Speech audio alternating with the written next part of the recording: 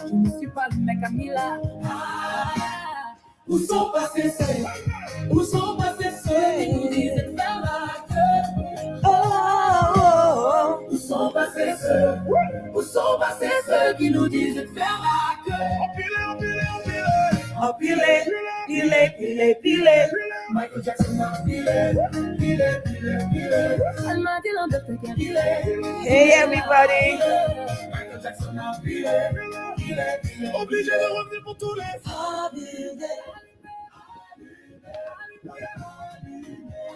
I have this song. This song, Pillar, is on my brain. It's living rent-free in my head. How's everybody doing? How are we doing? Hey, Virgo. Virgo, you two, you like too much drama. Bro, you like too much drama, and I'm here for it. Hey, hello. Good to see you. Hey, Christy, good to see you too. I am so looking forward to our chat today. Honestly, Yori, it's good to see you too. Good to see you guys. I saw this Pele song. I have. What did you think was tonight? Oh, I thought it was tonight. What do you think? Yeah, I am tonight. What were you waiting for tonight? What were you waiting for tonight, Ashley? Hey, Madre, what's up? How we doing?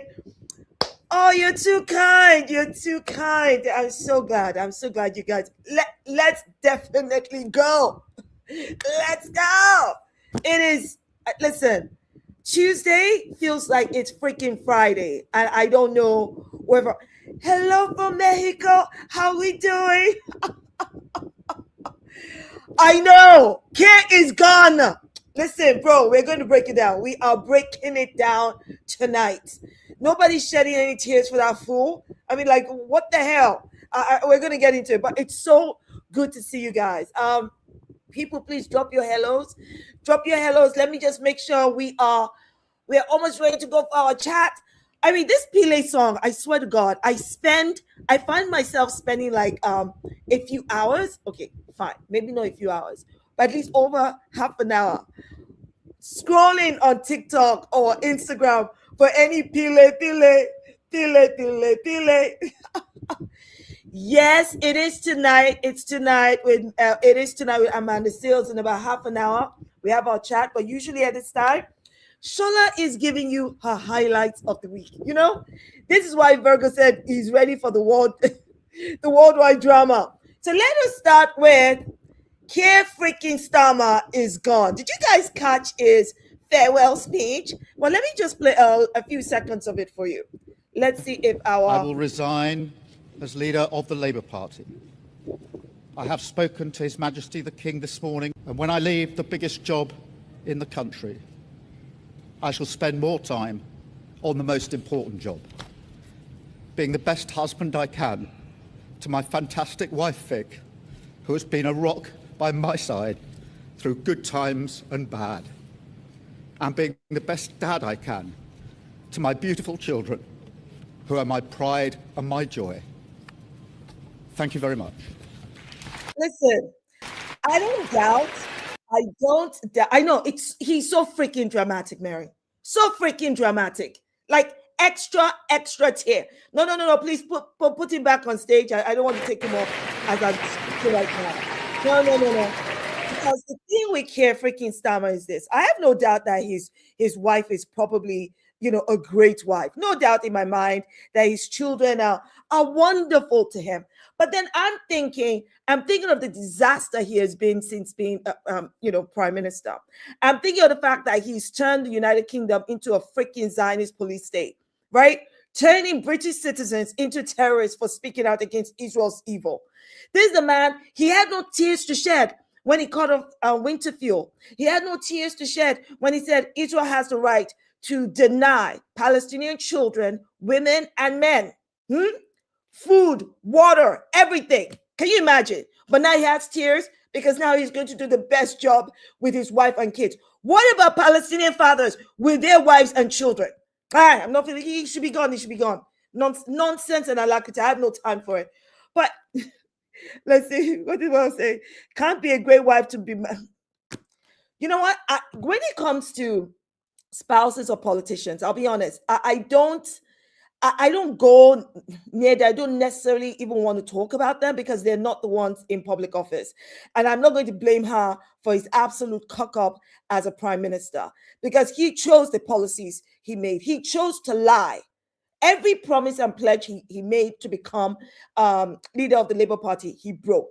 That every promise he made to transition from leader of the Labour Party to Prime Minister of the United Kingdom, he broke. That's not his wife's fault. That is his fault. He's an absolute, waste of space. Exactly. Marie says, put him in a freaking egg. That's where he belongs. Him and Rishi freaking Sunak. Honestly, there's nothing else to be said. So all that crying doesn't do jack all for me. But let's talk about who is meant to be replacing him. This whole Andy Burnham this, Andy Burnham that. Andy Burnham turns out to be another freaking Zionist. But I want to quickly play this. And places in this.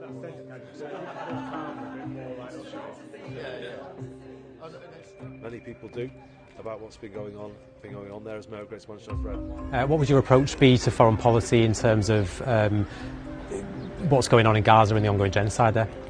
I was one of those who called for a ceasefire. Right now I've got to focus on the by-election.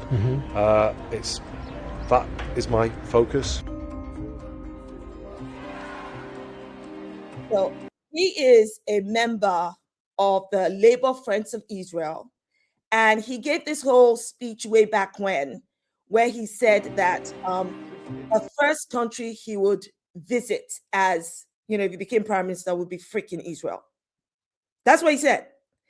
And Andy Burnham he couldn't say that what Israel has been doing for the last 3 years is freaking genocide. Marie, God bless you. In fact, you said it perfectly. Andy, not sure if it's a genocide, Burnham. They're all the same. They're all freaking Zionists. They are all freaking Zionists. But I'm sick and tired of people saying, but who would you replace Keir Starmer with? I mean, there really isn't anybody. I don't care that Labour Party may not have somebody else. We do not reward Keir Starmer by keeping him in the highest office of the land because the Labour Party may not have somebody else. Either way, I say when it's time, chuck the Labour Party out of government. Absolutely. Yeah, I agree with you, Marie. He's a Zionist. We're in for more of the freaking same. I agree. Absolutely agree, because the Labour Party is so entwined, just like the Conservatives, just like Reform and Restore and all the other useless R's like Reclaim that they have, right? They are all entwined together with Zionism. And that's because they're in the pockets of the freaking Zionists. This is the honest truth. So to me, the issue isn't really about Andy. Okay, it just tells you that Andy Burnham, Keir Starmer are not who we need. If they had Jeremy Corbyn, I would be there. No problem. They don't have a Jeremy Corbyn at all.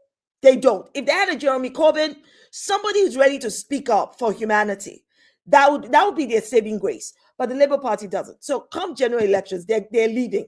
They have to go out. Absolutely. Berger says, I give him 8 months and he's gone. Maybe we'll see. But how many prime ministers is that now? I think like 7 prime ministers. It's absolutely ridiculous. It's honesty. It's ridiculous. Okay, guys, I wanted to quickly touch on another point. Like I said, let's see, it's 2010 now. So in about 20 minutes, we'll be having a chat with the Amanda Seals. And really looking forward to that, actually. Really looking forward to my conversation or our conversation with with the Amanda Seals. So I hope you have your questions and stuff ready, because Amanda is fire and she does not waste time at all. So I'm really looking forward to that conversation. So guys, hold up a second. Were you all following the story about the footballer Jeremy Doku and the whole drama around him leaving, right, the World Cup to go spend time with his wife because she was about to give birth? And people lost their godforsaken minds. People lost their minds. In fact, I'm trying to understand in what world it looks like what he's done is wrong. I mean, he's right. Nobody wants to miss the birth of their first child. This is what he's saying. And then this Waste of freaking space commentator, presenter. Her name is France Pirion, whatever. I think maybe she's with some Belgian or French TV station. I don't care. She said, you are living out a childhood dream, yet you're going to walk away from it all to attend the birth of your child. A disgusting moment, if you pardon the expression, where the dad is completely useless. I can't tell you how mad this comment made me. Who the hell is she to say that a man is completely useless at the birth of his child? Who the hell is she to reduce what his childhood dream would be? Like, why are they separate? I mean, you know, the thing with this white, as far as what she just said is racist. I'll tell you right now, what she just said and the whole build of venom is freaking racist, because these are the same people who will say that Black children don't have fathers. And the moment they see a good father that wants to show up for his son, for the birth of his son or his daughter, what do? They flip the script and make it look like this Black father is a useless father for going to do the right thing. It's like you can't freaking win with these people. I mean, the laryngitis of her to have the caucasity to pass comment on a Black father, that wants to be there for the birth of his child. Can you imagine? You are living out a childhood dream. A childhood dream of his is to be a present father. And he has done the right thing. This kind of thing really pisses me off. It really pisses me off. I mean, I agree with you, Virgo. A good man will stop whatever he's doing to be there for the birth of his child, because a child is born once. Once. You can always freaking play football. I mean, I just can't. I can't with these Karens, the Karengitis of her. I really can't. And it's the entitlement that she has to pass this freaking useless comment.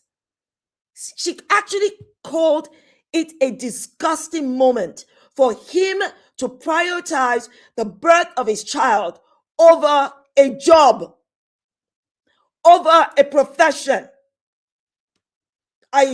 People like them, just like these Karens piss me off. Marie says, I'm still not over the Somali referee. The whole event should be boycotted. But of course, they're not going to do that. Who wants to piss off Donald Trump? Because of Trump, this World Cup is nowhere as loud, as successful as it can be, because many people did not go. Many people did not go. It's ridiculous. Vivian says, bet the world would have gone, if it was a David Beckham or Ronaldo. As long as he isn't Black, people like her would have clapped for the so sweet moment. It's true. You're absolutely right, Vivian. You're absolutely right. It's the double standards, it's the hypocrisy, and that is it's at the root cause of white supremacy. She's absolutely disgusting. Absolutely disgusting. Really pissed me off. He has the right to choose where he wants to be, and he chose to be there. In fact, his wife, she's blessed to have such a man that understands that in that moment, what will outlive the football, the World Cup, are his children, the loved ones in his life. What did you say, Virgo? Did you hear the Scottish drank Boston out of beer? Oh, did they? Oh, well, I'm sure it was all in good fun. I mean, you mean that they drank so much beer that Boston ran out of beer, right? It's not a metaphor for something else, because if it's a metaphor for something else, Shola is not going to understand. Okay, something I want to touch on with you guys, and this is quite serious. There have been these cases coming out of Nigeria that has shown the physical abuse of women. Let me see if I can play this one. If this one is it's triggering. You see what this man is?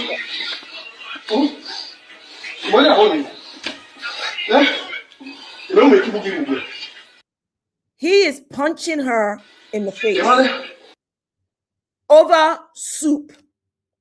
There's a man sitting there filming it. There are other people there. And this man was punching her so hard in the face. And it turns out, I mean, there were other people there and they didn't stop him. But the person who filmed it, they shared it online. It beggars belief to me. It honest to God beggars belief that this is even allowed to happen. Did this happen in Nigeria? Let me see if I can play this. You know that he's been arrested. It's not everybody. You come. Come. Get up. Come here. Woman, for that matter. You are the girlfriend. You are the boyfriend to the girl with the beat. Stand up. Oh, yeah, call the girl now. You often call the girl. Sharply. Where that girl win the beat? What did you woman? Call the girl. I'm taking you away. So they're speaking pidgin English, where the police are saying the girl who was beaten should be called. He beat that girl for no good reason. Now, according to the girl, I don't have the video here. This is not her boyfriend, as far as I'm aware. She was basically saying that he had wanted to sleep with her. She didn't want to sleep with him. She had made some soup, yada yada. That over soup, he used whatever reason to punch her so hard in the face. It's disgusting. And there was a whole furor over Nigeria social media, and the police took action and have arrested him. Vivian says a lot of Nigerian men are like this. Some Nigerian men are like this. I think that there is I don't understand how he thought he could get away with this. I don't understand how he thought he could get away with physically abusing a woman like that, to be punching her so hard in the face and on the head, deliberately so. At first, I thought she was maybe his wife or his girlfriend, and it turns out that that's not the case. Now, this other case is a husband and wife situation. And this husband was basically, let me play it. The neighbors got involved. 18 years old. Look at the man. You want to kill her. This girl is just 18. You are mad. I told you. Your wife is mad. Then leave my wife. Look at your wife. Look at you. Leave my wife. Human being. Useless You drag my wife with me. Yes. Your wife that you are about to kill. Leave her for me. Which wife that you are about to kill? Then leave Let her us see your wife's face. Let us see your wife's face. Leave her alone. Leave her.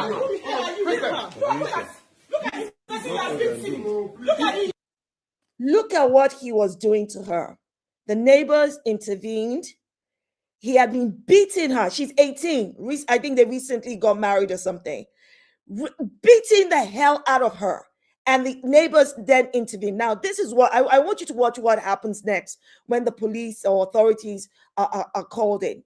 It's, because sometimes, we say women, you say to women, especially when you hear stories like this, when you see they're going through such awful abuse, that please leave. But some are not, they feel that they're not able to. Watch this for a second. Let me talk to her. Please, I'm begging you in the name of God. That's okay. It will be as if it's my fault. The mother don't like me, please. Please. Let me just carry myself and be going. Mommy, I'm wicked man. I'm here now. We're arresting him. Yeah. Eh? She's scared of him. She's so scared of him. She's so scared of him. It will not affect you. It will not affect you. It will be as if I'm the cause because the family don't like the cause. I want to just leave him. Let me go. It's a lie. I'm not going to the marriage again. I swear to God, people should just leave me. Please. Listen now, calm down. I said to God, I will not arrest him. I will not go to the marriage again. Please. Listen. Can you hear me? What makes that so incredibly sad is this young girl has been so, the word is, she's been so conditioned into thinking that when she's physically abused, it's her fault. She's literally begging them. She's begging them not to arrest him. She's saying, if you arrest him, they will blame me. That his mother doesn't like me. His people don't like me. she's telling them to leave because you're right. Marie says she's telling them to leave because she'll get it worse later. But the people who are in the room and saying, no, leave. He should be arrested. You will be fine if you just leave. It's almost as though the young girl hasn't cottoned on to her that she can leave. And then that makes you question what kind of support she gets from her family. Because I think somebody who knows that her family would support her, that she can go to her father's home, her mother's home, there would be some kind of courage to get up and leave. So I'm just wondering, because she looks petrified. She looks absolutely terrified there. Yeah, and yeah, Aqua, you're absolutely right. She's worried about repercussions. Did I say your name right? I don't think I meant to say Aqua. I think it's Aqua. I don't know. I'm sorry. She's not supported, and this video is screaming that. I totally agree. It's very, very sad. She is 18 years old. 18. For him to have beaten her to this stage. I mean, think about it. To have beaten her to this stage where you can literally just 18 years. I mean, look at her face. Look at what he's done. What kind of man gets, what do men get from doing this? They see a woman that cannot fight back. They see a woman that they think is weak compared to them. And all they want to do is molest them, to kill them. Because if she doesn't leave, he's going to kill her. Exactly, Marie. This is not the first time. This isn't the first time he's done this. And you know what? For the neighbors to have intervened, it means that they've been hearing this a while. You know what I mean? It just begs. In the year of our Lord 2026, I don't care that this is Nigeria. The bottom freaking line here, this shouldn't be happening. I agree with you, Marie. Yeah, he's beating her into submission. It's a power thing. It is. But I wish she understood she has more power, more control if she gets up and leaves. She needs to leave. She needs to leave. You might be right. She's 18 years old, and it makes me believe he has been grooming her from young.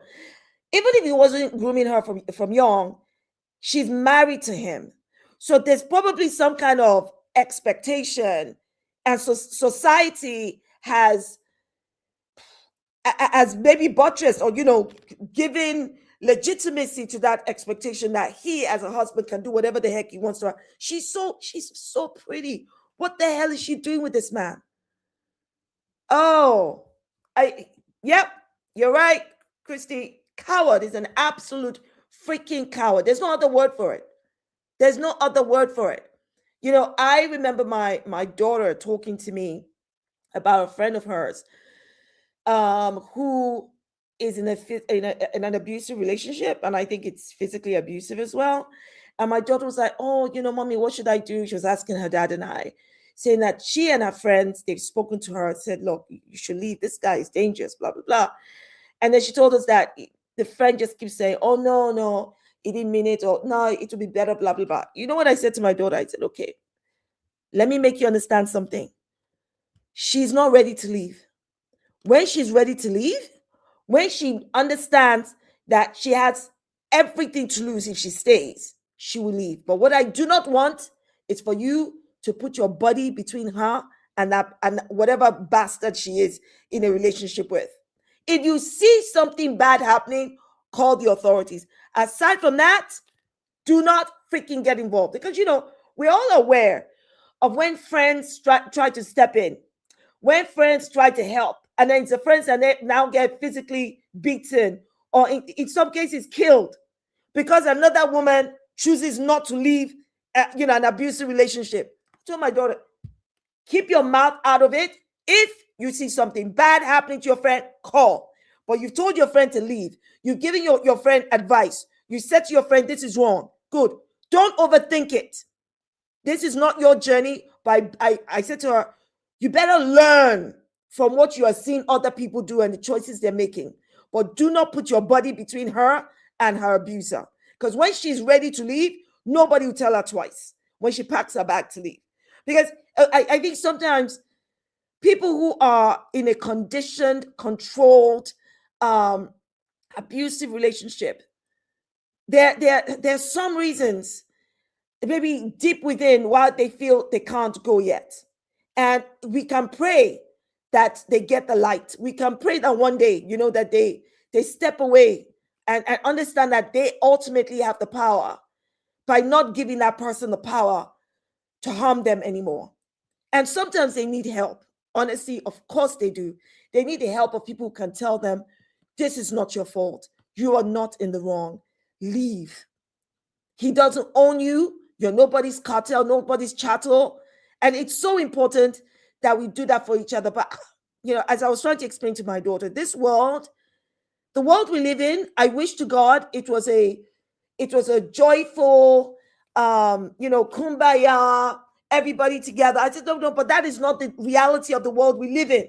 There are very cruel people who exist in this world. And that means when you see red flags, you run for your life.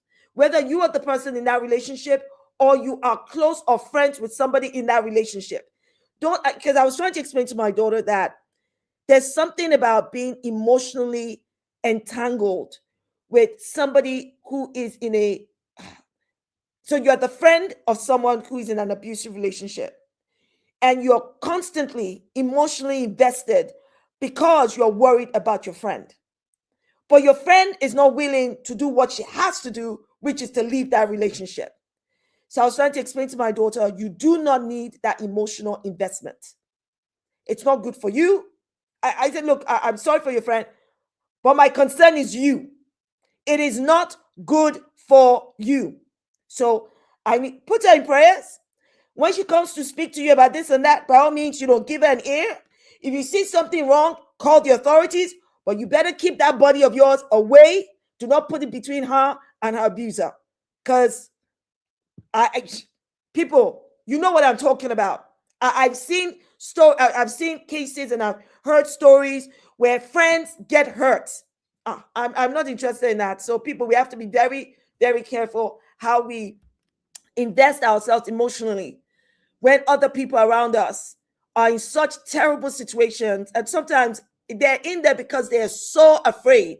And sometimes they can't tell you the extent of what has caused that fear, So, I even told my daughter, I said, look, let me tell you, okay? This is Nigerian mommy talking. If you know what is good for your friend and her boyfriend, don't let anyone come harm you, because I will then have to step in and I'll deal with them. So just stay the way God has made. Just wait. I'm not interested. I did not birth you for some useless person to come harm me. I don't have time I don't even want to hear it. But thank you for talking to mommy and daddy and seeking our counsel or advice. My advice is keep your body away from them and don't be emotionally invested. If you and all your other friends have told her that this guy is dangerous and she doesn't want to listen, don't be emotionally invested. If you see any problems with her and the boyfriend does something bad, call the authorities. Aside from that, keep your body away. Do not put it between her and the person that she's with. Joe, please. No one should come and kill me. Anyway, yes, you're absolutely right. Safeguard yourself, being extremely empathy. Yes, have empathy in those situations can lead to fatality. It's true. Risk assess, safety plan is needed for victims of domestic of domestic violence. I absolutely agree. Yori says, their sister, it's so hard to leave. They have no one or no safety net. The abuser has made it so hard for them to leave. If you're a family member or friend, sometimes you have to step back. Yeah, I hear you. I hear you. But I pray for those in those really terrible situations. I pray that they have people who can speak to them. And I pray that they start to hear themselves say, I've got to go. I've got to go. I pray that for them. But we also have to be very careful. Sometimes women, we fight for our friends, and it's a good thing to do. It's actually, there's no doubt that is the right thing to do. But we also have to be very, very careful how we fight. and what weapons we use. Use the law, use the phone, but be very careful not to lose your life. Be very careful not to lose your life. What's going on here? Can you guys see me now? I kind of like disappeared for a second there. Vivian has a question. An important question. Reformers said they will withdraw citizenship from people born in the UK and naturalized citizens. I understand that is true. That they feel that citizenship is being given left, right, and center, and that this has to be revisited. I mean, it's people. You have to be careful who you put in power. Reform is a freaking racist, anti-immigrant, political party. They let me put it this way: there are a lot of white people in this country, British citizens, who are not ethnically English, ethnically Scottish, ethnically Welsh, ethnically Northern Irish, but because they're white, they have no issue with them. This is not about this is a small island and there are too many people here. That's not what it's about. It's about race. Pure simple. It's all about freaking race. So we need to bear that in mind. The reforms and all of that. This is why we have to be very, very careful. But I believe, let me see. I think that Amanda is about to join us, and when she does, we shall start our. Oh, can you hear me? Vivian, can you hear me now? Hello. What's going on? You guys need to tell me if you can hear me. I think you can. I need you to say yes, I can. How? Thank you. Let me see if I hold on 1 second. Let me see if I can.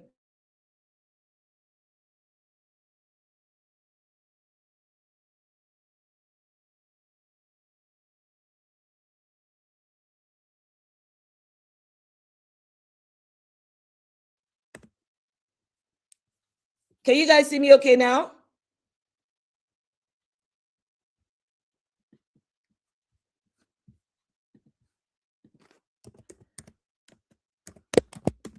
Can you see me okay now? Oh, good. Okay, so we're good. Everyone can see me? Better? Fatima says, better. Yeah, better now. Thank God my husband said, if you happen to be having any issue with the internet, go onto this other broadband. So the one time that it has paid that I actually listen to him. He says sometimes I don't listen to him. Well, this proves him wrong that I do listen to him. I think Amanda will soon be back, I believe. Let's see. Once she comes back in. Probably the heat. It's Marie says probably the heat. It's still 28. Oh, but Amanda's here. Everybody, are we ready for the one, the only Amanda Sue? Yes. Look at you. Hello. Hello. How are we? Everybody, send some love to Amanda. Send love. Let us know. Amanda is just buffering a bit. She's just buffering a bit. Am I? Let's see if this works. You're now. perfect on my side. But at least you guys can see me, right? So that's good. I wish I could put the fan on, honestly. Okay, great. We're just waiting a second for Amanda to come back on. Can you see Amanda? Because I'm waiting. I'm here. Let's see. Hold on 1 second. Let's see.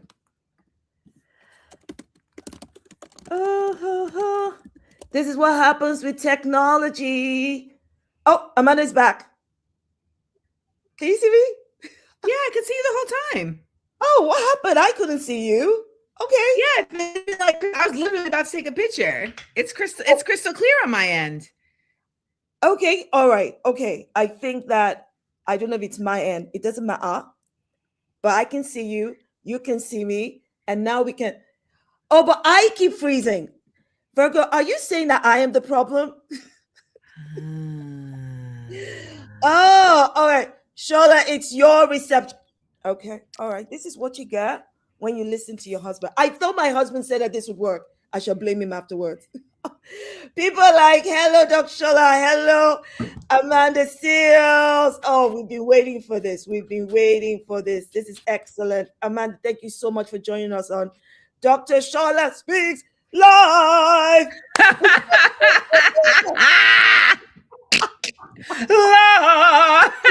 Oh, this is me bringing my British. Bring it. Sis, listen. First of all, congratulations on the new album. It rocks. It absolutely Thank you very rocks. much. How are you feeling at this moment? Releasing such a, I think it's a personal and creative body of work into the world. How are you feeling right now? Honestly, I feel very, relief is not the word. I feel excited because I haven't done music in a really long time. And the reason I left music originally was because it just wasn't any fun focusing more on the business than the music. People didn't really care about the business. I mean, they didn't care about the music. They only cared about the business. And so it feels really exciting to have found my way back to this medium and to be receiving such a strong reception for, you know, the stuff that I sat here and made in this house. Like, I just really hunkered down and figured it out. And when I say figured it out, I don't just mean the tech aspect. I mean taking the information, the knowledge, the values that I espouse in a lot of my like talking head content and putting that in a creative medium. Oh, brilliant. Because I my next question naturally is, what inspired this project, right? And why is now the right time to create and release it? I think for what it's worth, I've been moving towards, now that I'm here, I feel like I've been moving towards this. I just didn't know.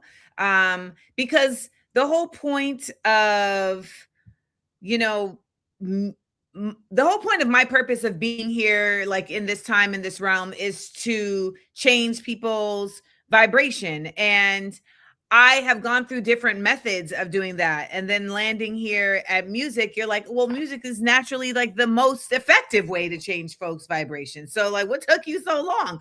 And what took me so long is that I needed to come into music with a clear focus. I needed to come into music with an intention beyond just doing music. And I know for some people that's enough. For me, though, it needed to be more. And here we are. Also, I guess I just got tired of talking. But now you're singing. Yes, because I don't ever get tired of singing. I mean, music is an integral part of my autism. So it's like I'm either listening to music or I'm watching something about music or I'm making music or I'm singing. Like, you know, my stimming is always music related and it's always rhythm related. I'm always rocking. So my daughter calls, my daughter is autistic, and it's through her that I've learned so many different, I suppose, new language. So terminology. Exactly. She said, "Oh no, mommy, this is just me stimming." Yes. Like, at first I thought stimming as in STEAM. She's like, Okay. no, like steam, you know, like. Oh! I mean, if my daughter could write a book, she could write a book about teaching mommy about, you know, her journey. So so as soon as she says to me, I'm like, oh, I know exactly what she means. When you're talking about rocking, I know exactly what and like singing my words, you know, like some of my Patreon people are in here and they know, like, I'll just be talking and the next thing I know, I'm talking like this, which you, by the way, when they're like, Dr. Shola speaks, I'm like, yeah, I can get into that. I love it. So, I mean, let me say this, you know the state of the world today and the state of mind of most people. And it feels like your album has arrived at a time when many people feel exhausted, disillusioned, and overwhelmed by what's happening in the world. What emotional truth were you most, I suppose, determined to capture in this project? I wanted to capture, I don't want to use the word hope. I wanted to capture intentional elevation, action, decolonization. I wanted to capture possibility. Right. Because one of the things I hear from folks all the time is like, so if we burn it down, then what? I'm like, how is that even like possible that you can think that that's like, this is it? That's where we're at. This is it. So when I say truth translator, I am saying there are truths out here that we need to translate into actions, right? Into movement. And that's why I also say it's not a movement, it's movement music. I want there's even like specific things like in terms of, because I produced the album as well. So certain like music choices I made for songs to be in a major key, right? Certain choices I made for instruments to go up, for certain notes to go up at the end versus go down at the end. Like it was a choice because when music goes down at the end, it's usually a sign of defeat or of a period or of sadness. And when it goes up, it's often a sign of elevated energy, elevated possibility, right? You're looking beyond. You're not at the end of things. I'm not sure. Artistic and autistic are two different words. Okay. Yeah. I mean, you can be an autistic artist. Yep. That makes perfect sense. The album is not called Truth Listener, so I'm not sure why you put that on the screen. No, it's called, so that we can correct the person. It's called Truth Translator. I think maybe Fatima is also saying it's also about listening to the she just made a mistake. Fatima knows full well that this album is called Truth Translator. She's just that was mom brain. That was mom brain. Like, translator. Yeah. Oh yeah, she corrected herself. She did. She said translator. Okay, look, Amanda, my sister in solidarity. You're often challenged. You often challenge the systems of power and exclusion. Okay, so I kind of want to talk about art, identity, and storytelling because I find when I follow your content that your content is storytelling because you find a way to translate that in such a powerful way. Some people receive it, some people can't receive it. They need to take a step back and come back, right? So you've often challenged systems of power and exclusion. And how did those experiences show up in your music? Like not just lyrically, but in the choices you made as a creator?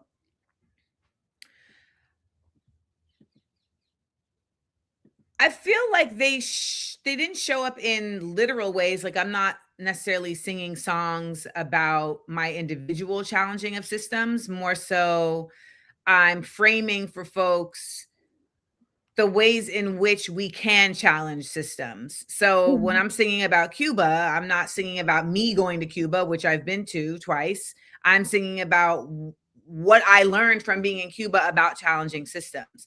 When I'm singing about PSYOP, I'm talking about the way that the psychological operation that has been going on in particularly the United States, but globally, has forced me to have to reimagine, my perception. So I'm using my experience to tell people like, it's time to reimagine your perception. On the song Better Way, I am taking accountability for going along with this concept of lesser of two evils, etc. That's why I sing the lyric, we've been walking this same old road.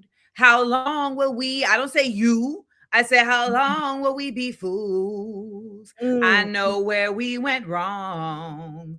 It was giving grace to ghouls. Like we keep making excuses for ghoulish behavior. Right. And then we are surprised that every subsequent year, our lives get worse. Mm, mm. And our lives get worse in innumerable ways. You know, the song Higher is the first song of the album is specifically about the conundrum that so many of us feel like we're in, where we know that we have to fight. However, we know that fighting will require burning shit down. And what does that mean for where we are? Are we in the house when it burns down? What does that mean? And so it is relative to my own experiences of challenging systems. I'm just not using myself as the focus because I'm not the focus. And that's why you call it movement music, right? Yes. Yeah, because it's the collective we. And I also call it movement music because honestly, I want people to move to it. I don't want you to just sit still and listen to it. Like, I made music you can dance to. I made music that you can make out to. I literally have a song called Let's Make Out. Like, okay now.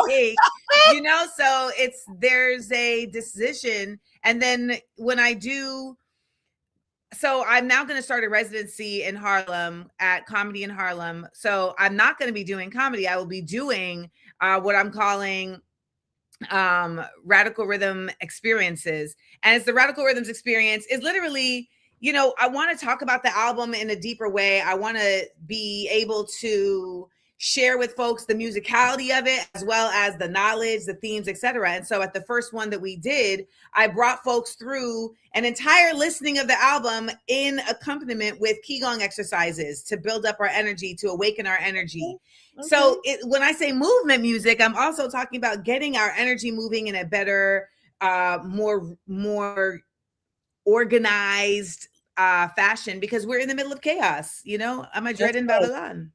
And were there any songs in this album that surprised you? Something that revealed something about yourself that you weren't ready to confront, or you weren't expecting to confront? No. No? Okay. Not on this.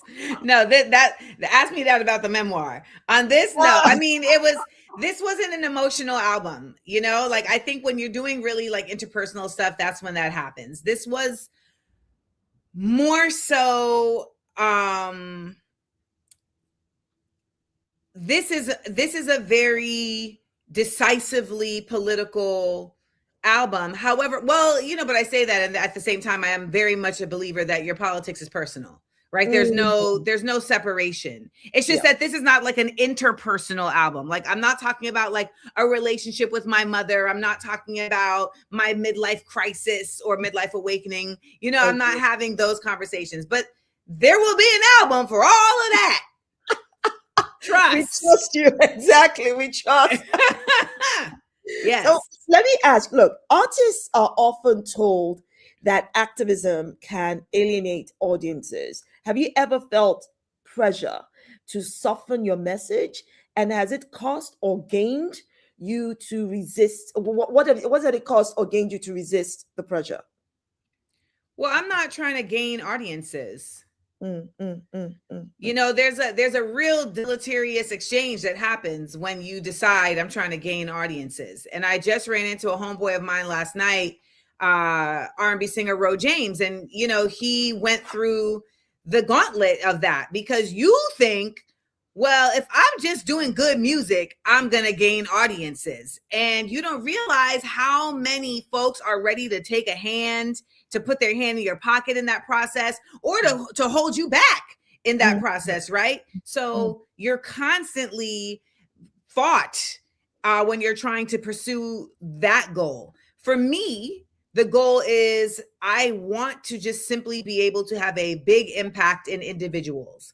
I don't need to make a big impact on the world in the way that commercialism and capitalism tells you that you need to. Capitalism and commercialism tells you that if you just get as many people as possible listening to your music, then you did it.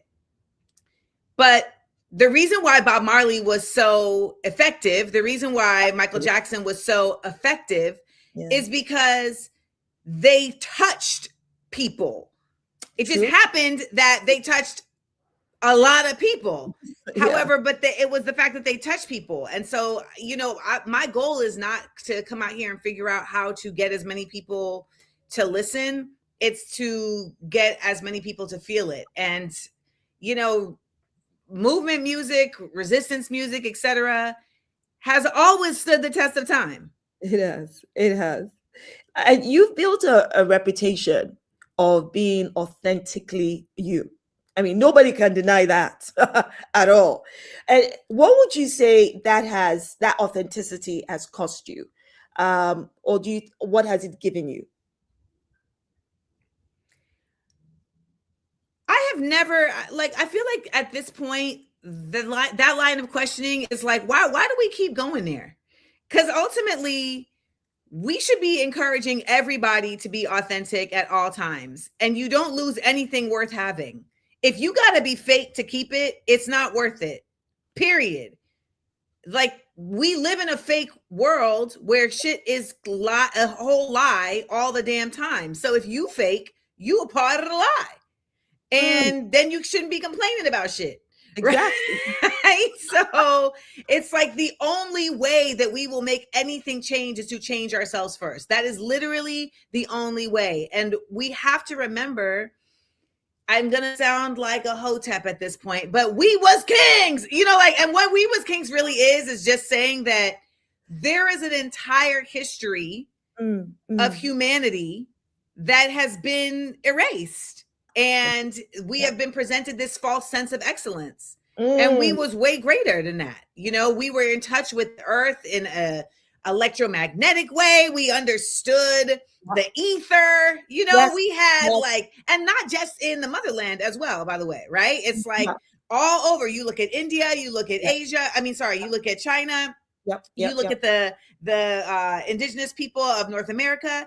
They were making rain dances that actually made it rain. And they actually, there was a scientific study where they basically tried to test the efficacy of the rain dance. Okay.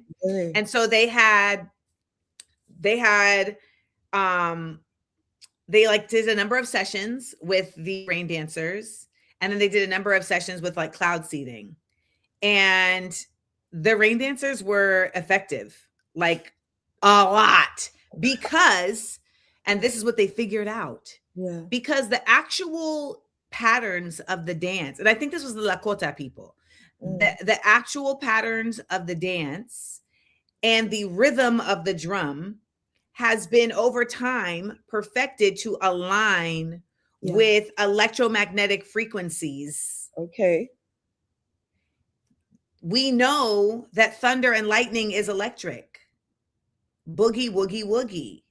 So the human beings of the past understood these connections. They understood because they also didn't have the distractions that we have. So they were able to pay more attention and be more in tune into the ways in which this planet and this earth actually can work with us versus us working against it. No, that makes absolutely great sense. And, you know, to your question as to why do we ask questions about authenticity? You are right. We live in a fake ass world where fake news is treated like real news. There are people who are still trying to navigate what is fake and what isn't. So when you try to live in your truth and be authentically you are the exception of the norm. So those of us who are constantly getting into good trouble for not giving a rat's ass about the system, speaking out against the system, saying what we are, refusing to be gaslit, question about what does it mean to be this authentic? How do you navigate criticisms? And I find, I mean, I get asked these questions too, but the reason why I think that they are important to ask, especially with icons like you, is because there are people who are still navigating what it means to be themselves in this world. You know how some of us emotionally mature at different ages? Some of us are waking up at different, so our consciousness is waking up at different stages. And I think go ahead, sorry. Carry on, please. No, please carry on. No, I have a book called a kid's book of being authentic that's coming out in October. And yes, it says a children's, like a kid's book, but it's for everybody. Let's be real. It's for everybody. And it's from this whole series, A Kid's Book. And they do really great work on titles that speak to exactly what you're talking about. Like, how do we like quicken emotional maturity and clarity, right? Because so much of emotional maturity is just having language, right? Being able to understand what this emotion is and give words to it, and then be able to see it outside of yourself so that you can manage it. You know, I hear what you're saying. I mean, the thing about it is that I really just want to herald, like, it's almost as if I'm like, I don't even want us to consider not being authentic. Like, I don't even want that to even be a consideration at this point. Like, I feel that on a very, very simple solution level, if you can just keep it a buck with yourself, that opens so many glorious doors and opportunities for us shifting this axis of evil that we're in, because it is rooted in lies. It's rooted in prevarication. So because of that, so like, I'm always looking at the root. Like, I was just watching a video earlier today of this woman who is running against the incumbent, I believe, in one of these states. And she's talking about, and what she was saying was very true. She was like, you know, we need to be able to have Medicare for all, like healthcare for all. Like, we need to be like, because, you know, for those of y'all who are watching in the United States, we don't have healthcare for all. And it's crazy how much they argue about this. And everything she was saying was legit. And people in the comments are like, that's right. And she was like, we need to get people in office who are going to fight for this. That's right. That's right. And I'm just like, yes. How also, we're not being honest about how far up the impediment to that goes.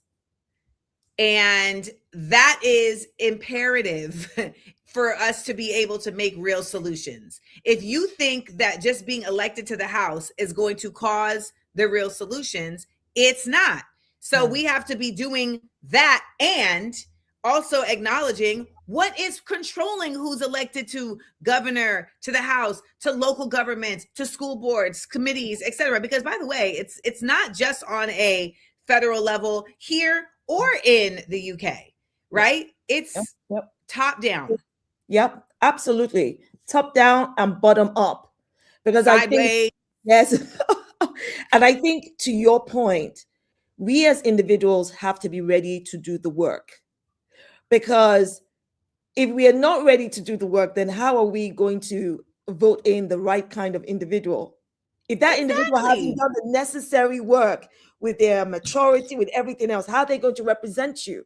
I mean, look, I won't lie. It's a lot of work and a lot of, you know, thought for people to consider. The work is going to be done for them, Shola. Let me tell you what's about to happen. So that when it happens, you can be like, I had Amanda on my show.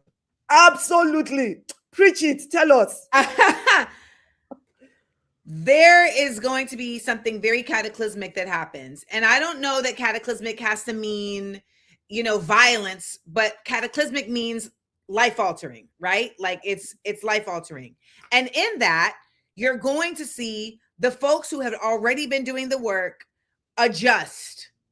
Okay? They're going to adjust into what needs to be done in order to not only thrive, but also in order to, because it's beyond surviving. And in order to thrive, you got to do shit, right? So they've already gone through the mourning, grieving process of, oh my gosh, you mean the world isn't what I think it is? No, it's not. So they've already gone through that. So by the time that we get to the cataclysm, they're already like, all right, so what time are we meeting? Okay, we're going to organize around this. The folks who refuse to do that work are either going to perish, they're going to go crazy, or they're going to have to get it together real quick, because they're going to be humbled in a way that is life shattering. That's the cataclysm, right?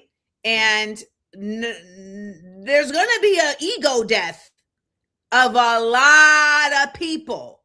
Because what you think is not. And many of us, my ego death happened after October 7th. I thought that I understood government. No, you don't. I thought I still had some kind of belief that these people in office were like generally good, good people. No, they're not. They're terrible. I believed that you had independent media and you had mainstream media. And that's independent news and mainstream news. No, you have independent journalism and everything else is propaganda. That's it. So that meant that my whole reality was not what it was. And so many people are going to go through that, and it's going to be a doozy. It's going to be a real doozy. We're going to see a lot of breakups of businesses, families, friendships, etc. I also know that traditionally, I feel like I go through something and then I watch the world go through it. And so I just went through all of that. So it's coming up. No.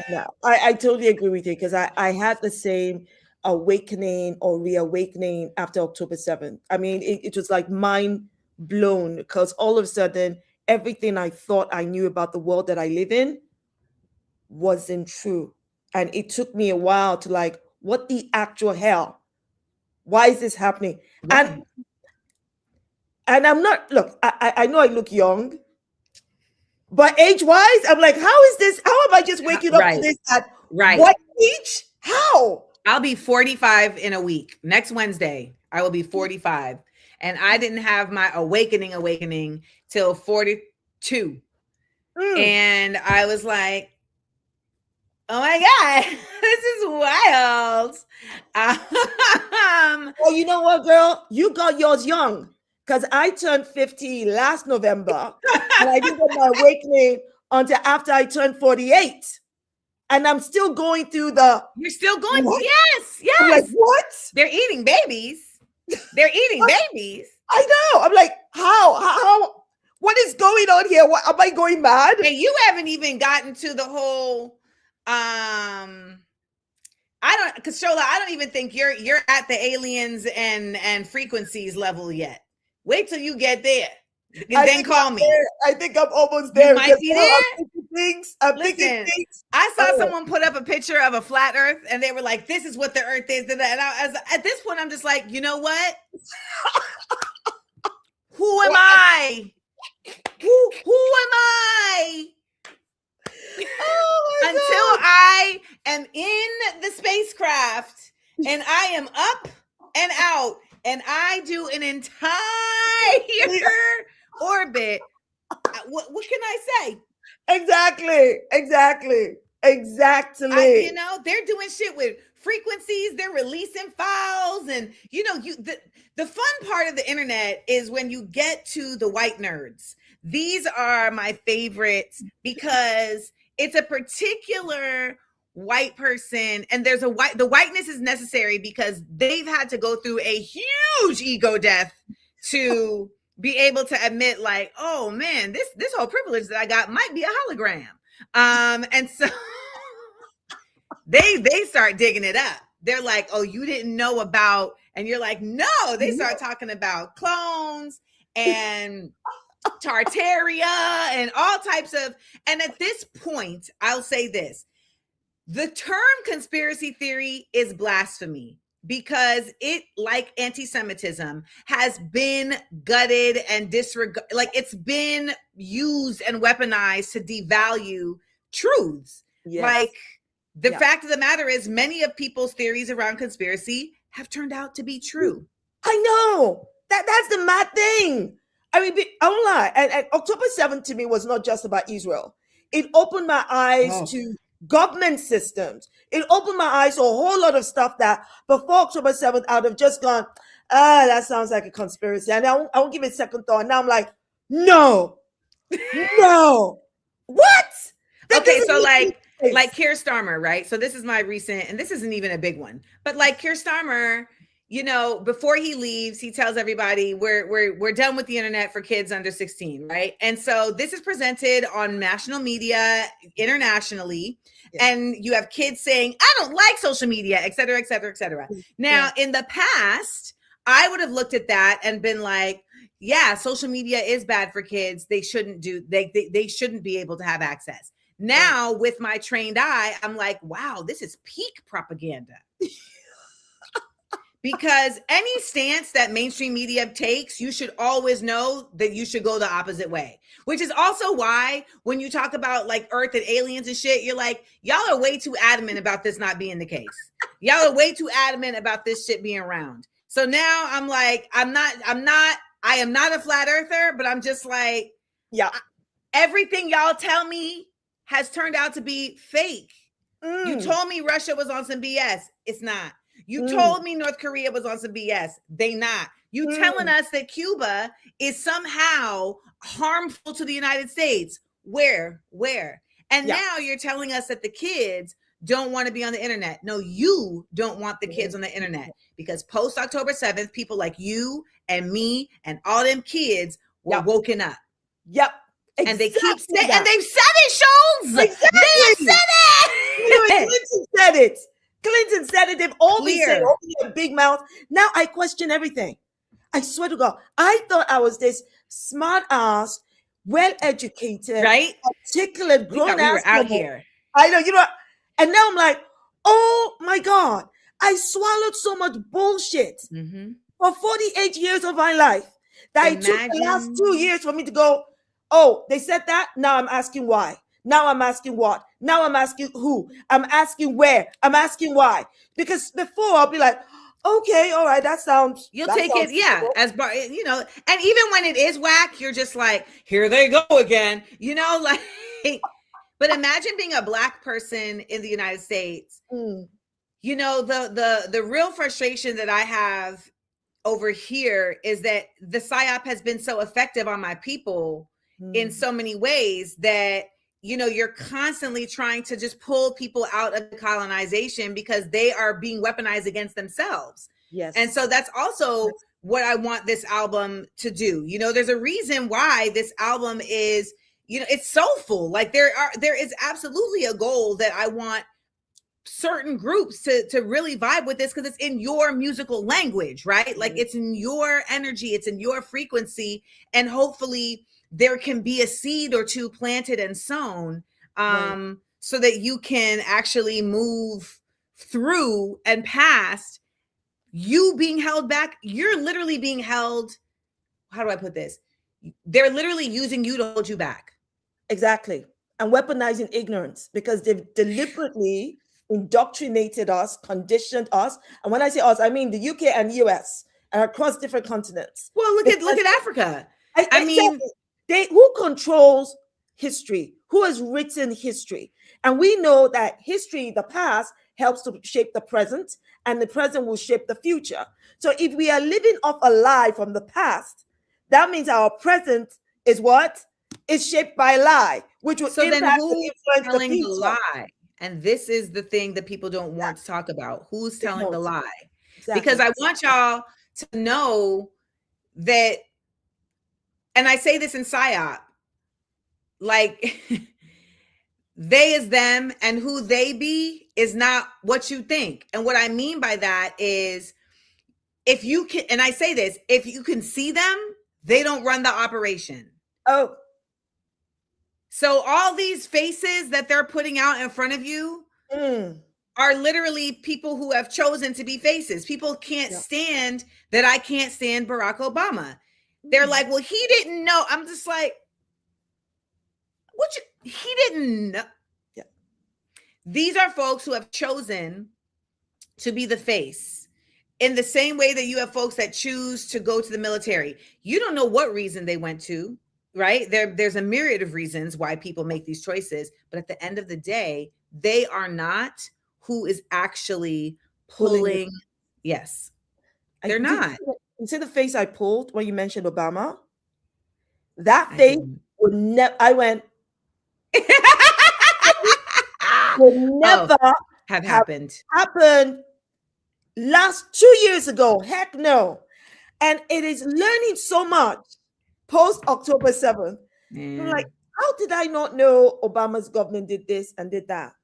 I am now raising questions and having standards I'm expecting of these current governments, while I was blind Yeah. to leaders that I genuinely like and respect.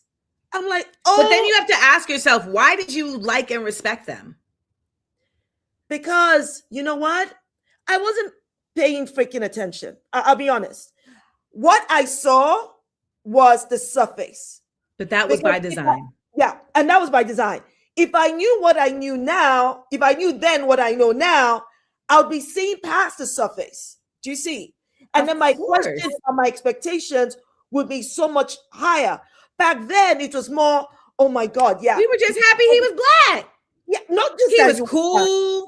He was charismatic. He's a good guy. He's a good guy. Based on what? Based on what? He did community. He did community organizing in the South Side of Chicago. And we like the way he speaks. We like, and he's with his wife, mind you. None of this is organic.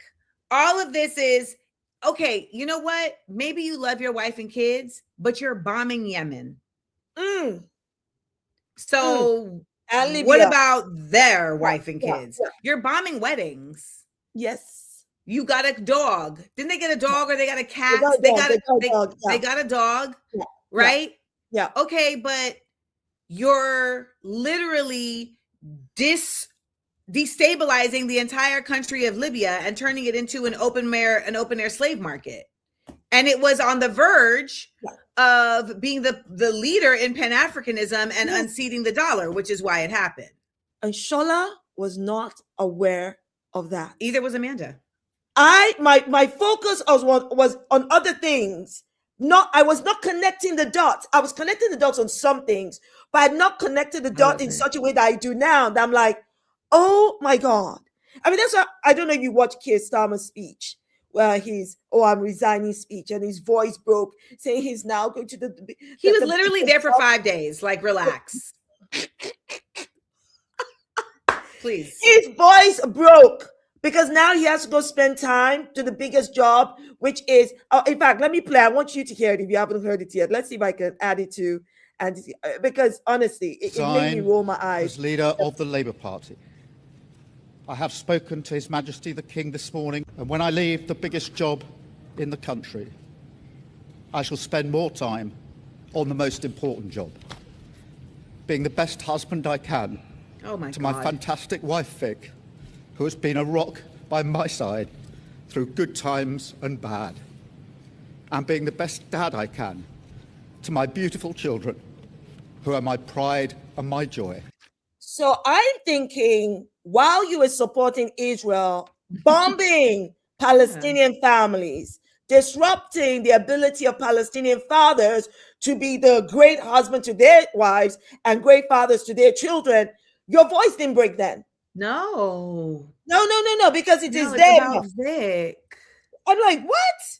Who is going to buy into this absolute nonsense? And I think the bottom line is that. Well, remember, people go into politics because they don't have a face for the television. So these people, they you feel me? They got the acting skills, Dr. Shola. I always say, give this person a SAG card, the Screen Actors Guild.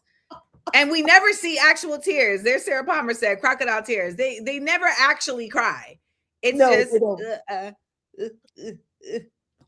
And if you, I don't know if you've seen, but the entire British media, their whole coverage of his speech has been about his voice breaking. That was really an emotional moment for him. But that's by design. You see, all of this is by design. You know, all of the media is owned by the propagandists that own the world. The central banking system, the world, the IMF, the ERA, all of these organizations are run by these families that have really successfully repressed the world, and they want to continue to stay in power. And they're doing so not just in a physical way with violence and with war. They're not just doing so in a financial way. They're doing so in a spiritual way, right? They're doing ritualistic practices. This is not something that's just being made up or conspiracy theory. It has been annotated. It has been acknowledged. It has been written about. So when we're talking about resistance, and this is what I'm leaning into in the album, and this is why you're hearing a drum, and this is why I'm doing energy exercises. When we're talking about resistance, we can no longer be speaking about resistance from solely a political standpoint. So I don't want to hear about just, oh, I'm just a leftist, I'm a Marxist, because baby, we're not fighting folks who are just dealing with politics. Woo! You better know magic. You better know magic. Where the witches at? Where the witches at? Exactly. Where the witches at? This is a spiritual warfare.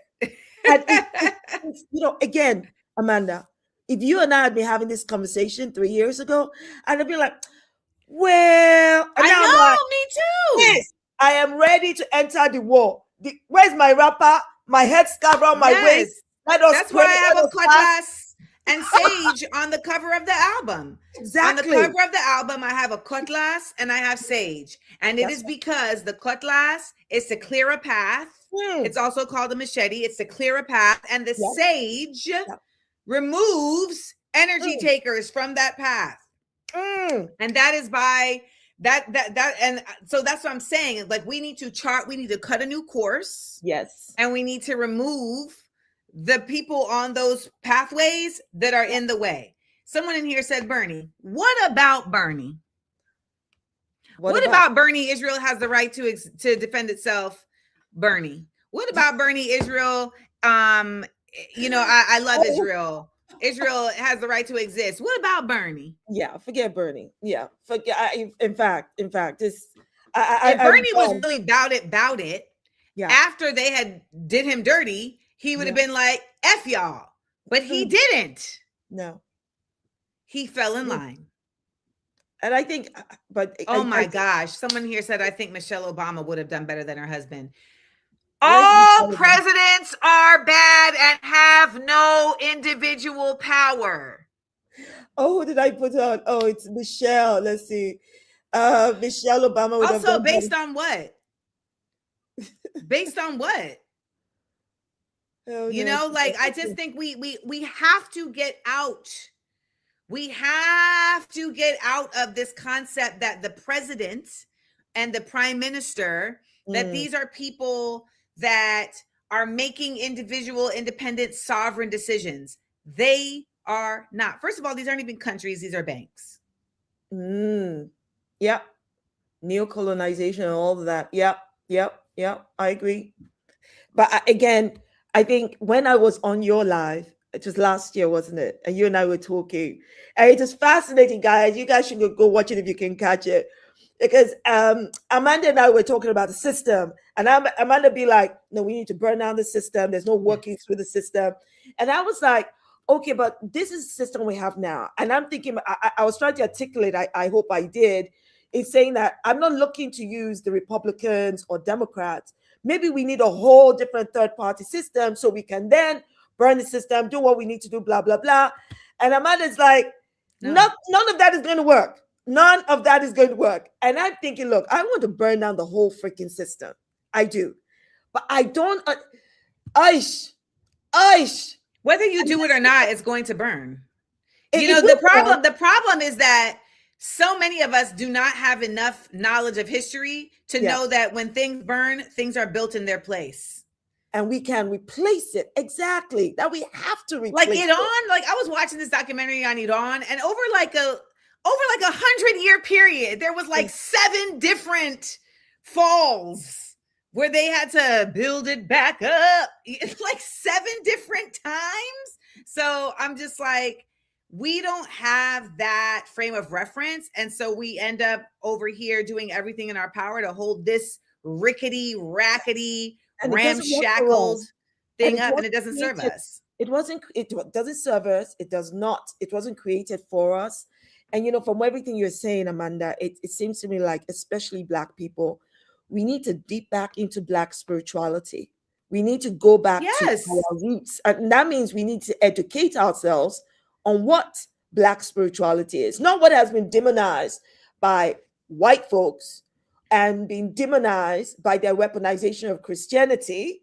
Because how else are they going to, control us, knowing that we are spiritual people? Yes. So they thought, let's replace their God with this version of a God that we say is the Almighty, right? And again, as a Christian, right, and as an activist, I am dumbfounded that there are things that has only taken me this long to come to. Like, as a Christian, I'm surprised you're still a Christian. I am still a Christian. I know, and I'm surprised. But that's the thing. My not even the forget version. My Christianity has never, for years, it has never been about religion. I don't do religion. To me, religion is man-made. I have a relationship with my Creator. I don't do religion. I can't stand it. From a very young age. But you literally you refer to your spirituality based in a religious context. Well, not based on I suppose I based it on a religious context that I'm hoping people can understand, because I'm using the same language. People go, oh, she's a Christian. But I'm also the same person I'll say to you when people say, oh, what kind of Christian are you? I go, I'm simply a Christian. I'm not Methodist. I'm not Baptist. I'm not Catholic. None of that matters. Just because there's no such thing as simply a Christian. Well, there is. Unless you're Ethiopian. What do you mean? Why would I need to be Ethiopian to be? I'm saying, like, that's the original version of Christianity. I mean, Jesus didn't make up Christianity. So no, he didn't. He didn't. And that's why I'm saying all of us understand what our spirituality is. Yes. And my spirituality is I have a relationship with God.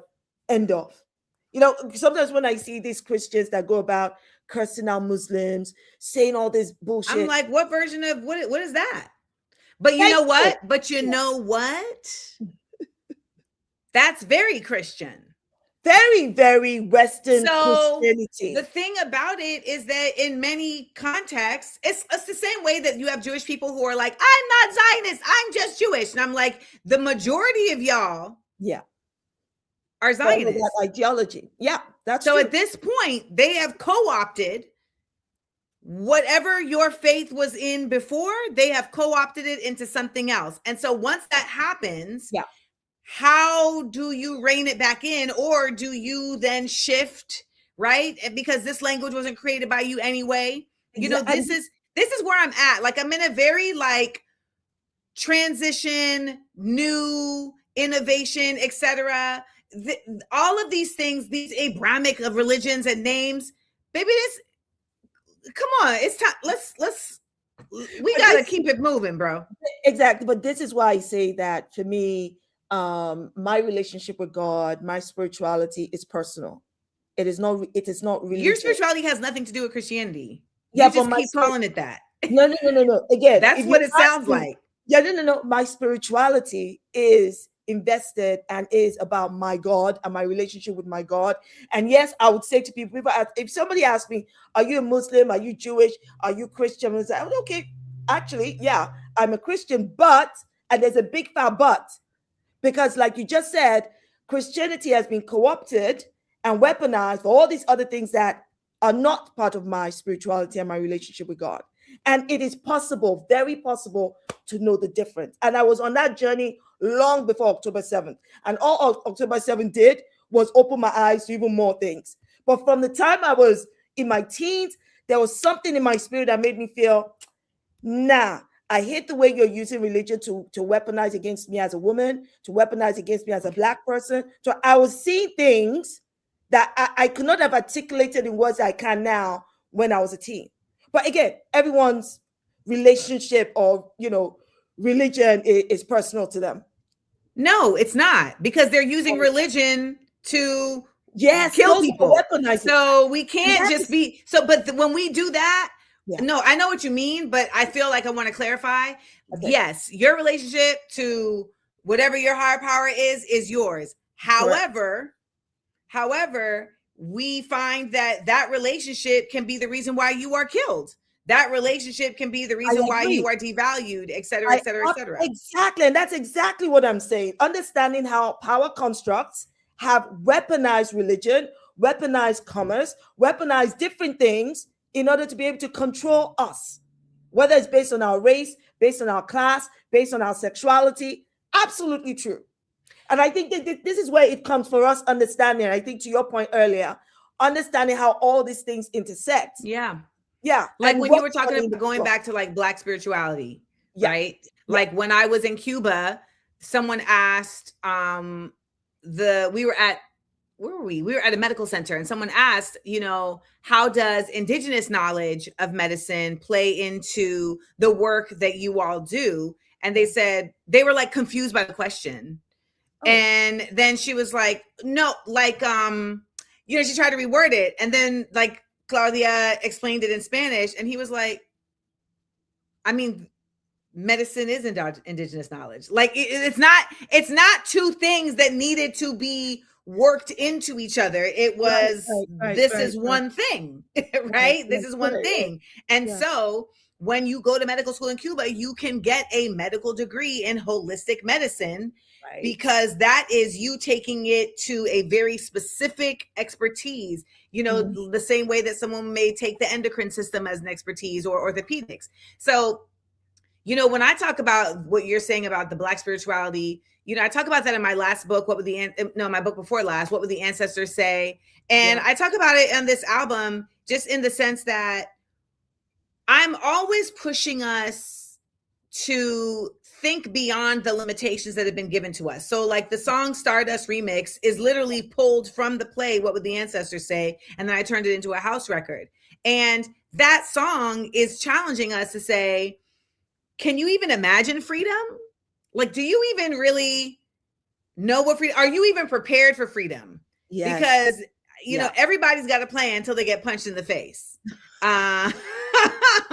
But can you actually imagine freedom? Because in order to achieve it, we have to believe it. I mean, that sounds cheesy, but that's not the lyrics. But in order to achieve it, we have to believe it.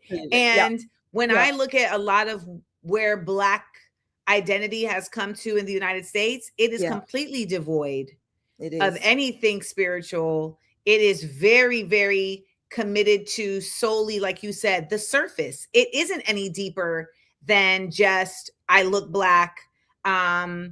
There isn't a value system attached to Blackness. There's a culture, but not a value system in the same way that I feel there was when I was growing up. And there was in the past when all we had was us. No, you're absolutely right. You know, when I listen to you say that, I think about the fact that as a Nigerian, British Nigerian, whatever identity or ethnicities, nationalities to bring into it, I am so grateful for the upbringing that I had, because at the different levels of maturity that I reached, a part of me was able to go back into what I learned growing up, and now I'm connecting dots. So I have that root. If I did not have that root, I would have to go looking for it. And there's so much more that I don't know, but at least I have an indication of what it is. And I think that is so important. But for many of us who grow up in the, you know, the rat race of this world, you know, the matrix of this world, think about it. You get fixated. You get fixated totally. You know, your career, all of it, paying bills, all of that. They bug you down so much. You don't have time to think about spirituality or look beyond the surface, because you're just trying to survive, not even thrive. You have to make choices all the time that like chip away at even just like your soul and your spirit. You know what I mean? Like you have to make a choice to like, damn, I can't help that lady because I got to be on time to go. Like I remember a homegirl of mine, I miscarried, and I was telling her about this. Yeah. And she was like, oh, hold on. Oh. And this was like my really good friend. And I'm telling her about this horrific experience that I've had the day before. And she said, hold on. And she took a call while I was talking about this. And then came back and said, I'm gonna call you back, because she was an exec at NBC. She wasn't a physician. She wasn't called into surgery. Right. She wasn't a teacher and a child is wilding out. No, she was an exec at NBC, and there was a crisis with America's Got Talent. And, you know, we paused after that. And I tried to explain to her later, like, the fact that you even had the temerity to do that says so much about where we are and how lost we are. Yeah. Because you would be so like, Like I'm in the middle of telling you about like the worst day of my life. Yeah. And you like, hold on. Oh. So we're not friends anymore because she also didn't know how to do anything with Palestine. But Amanda. but oh, she was at my agency and she chose to protect them versus telling me what's up. oh wow. Like we had Thanksgiving together for sequential years. You had me celebrating this holiday that I know is trash for several years with you. For you to act like that. But I digress, Sholes. I digress. I digress. The point I was making. I think it's fascinating how circumstances tell us who our true friends are, really test those boundaries. I'm very, very careful about friendships. I'll be very honest with you.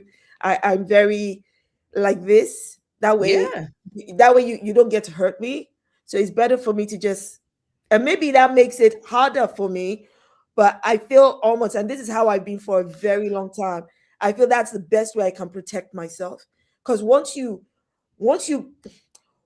make that, that's it. That's it. I'm not to cut you off, but it'll just be this going forward, and you won't even understand why. It'll just be. So I recently have been having to move that way. I never used to move that way. And I recently shifted because my psychiatrist was like, when people show you who they are, like believe them, yes, but you also don't have to tell them what they've shown you. Every time is not necessarily necessary because she was like, sometimes people aren't even interested. Like they don't even care. Yeah. And then she, you know, so she was like telling me that, and I was like, you know, you're not wrong. And sometimes I don't think they realize it's not that. I mean, they will probably tell you it's not that they don't care, but your relationship. I don't know if you've learned this. This is what I've learned, that sometimes I think this person is my really, really good friend, Girl. but the way they see me is, oh yeah, Shola, yeah, I know her, or she's an acquaintance. Yeah, I had to learn that in my young years. So Shola, I cut my coat according to my size. I cut my coat. I cut it my size. I like that.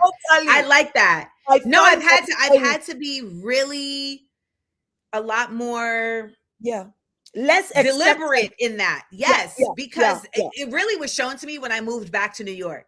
Because I had 3 particular friends when I moved back to New York that I would have thought, if anyone asked me, I'm like, that's my sister. What? That's my brother. What? That's my sister from another mister. Yeah. I moved back. I was here 6 weeks. Now one of them said, can I come help? Can I come visit? And so I sent them all 3 the same text. I've told this story many times for anyone who hasn't heard it, but it's a life lessons text. I mean, it's a life lesson story. Yeah. So Dr. Shola, I sent all of them the same 3 texts, and all 3 the same text. And it said, I moved here 6 weeks ago. You haven't asked how I'm doing. You haven't asked if you can come help. You haven't let me know when you can come see me. Is this how it's going to be living in New York? Wow. So one of them replies back and she's like, I'm so sorry that you feel alone. Okay. And she's like, you know, I'm just really busy with work. I'm like, you're not too busy for a man, though. She said that hurt her feelings. I was like, I mean, you know, and you live 25 minutes away from me. Like, you know, you don't live no big set of distance from me now. So what are we really talking about? So, you know, she talked her way through it, but we didn't see each other for a year. Whoa. She's now trying to turn the ship around. And I'm, you know, she's again, like, this is somebody I've been through like life with. Wow. So it's not enough that I need to cut her. It was more so like I needed to, like you said, like I needed to cut my coat. Yes. I needed to just adjust the tailoring, right? Thank you. So then I had this other homegirl We used to talk every Sunday. We had a standing call. Wow. I move here again. I'd send her that text. She replies back and is like, help you? Oh. I thought you paid somebody to help you.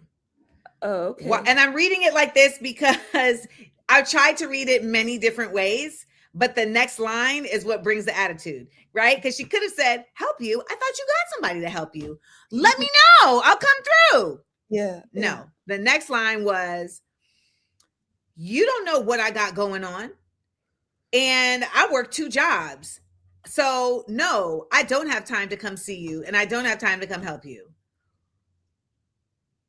Pretext. This woman, 2 weeks earlier, I had to bring all of my cats one at a time. And I had asked her, can you just watch my cat for 2 days? I have to fly to LA and bring the next one back. And I just don't want her to be by herself in the new house. And she said, oh, I don't do cats. Okay. I don't need you to do cats. I just need you to make sure she don't die for 2 days. Right? And her sister has cats and she's always talking to me about the cats. So okay. A week later, on that standing call we have, she said, I'm thinking about getting a cat. Oh. Shola.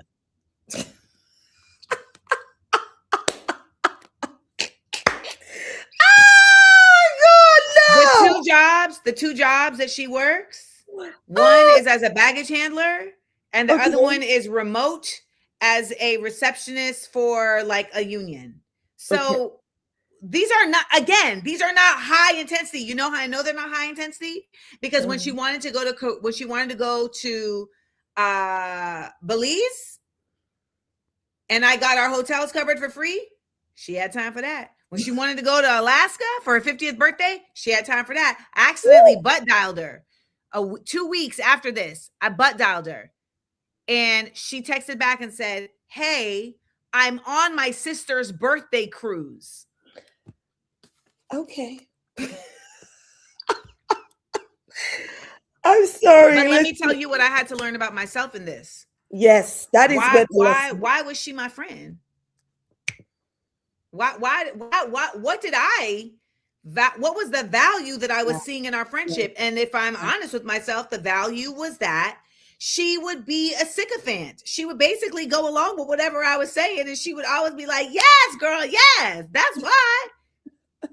If I'm honest with myself, it was like, I would call it a safe space, but it's not a safe space because you're not really getting the honest reaction, right? Like you're not really getting someone who's going to say, are you sure? Do you want to do that? Yeah. I don't know if that's the best decision. And then the last person, he waited a week. Okay. And then he called me. Okay. And he said, when I first read your text, I was very upset. I felt like you were coming at me. And then I had to get out of my feelings and realize she's sending you this text because she's upset. So let's put her feelings first. Okay, now. When can I come by? Oh. We set a date. Yeah. And before that date, he sent me flowers saying, welcome back to New York. And then he came by and subsequently has come by. He makes it his business to come up to visit. And it'll even be just for 2 hours. Like we'll go to lunch, whatever. But like for those of us who are watching, that's what adult friendships require. Show up, be there. A tap in, Yeah.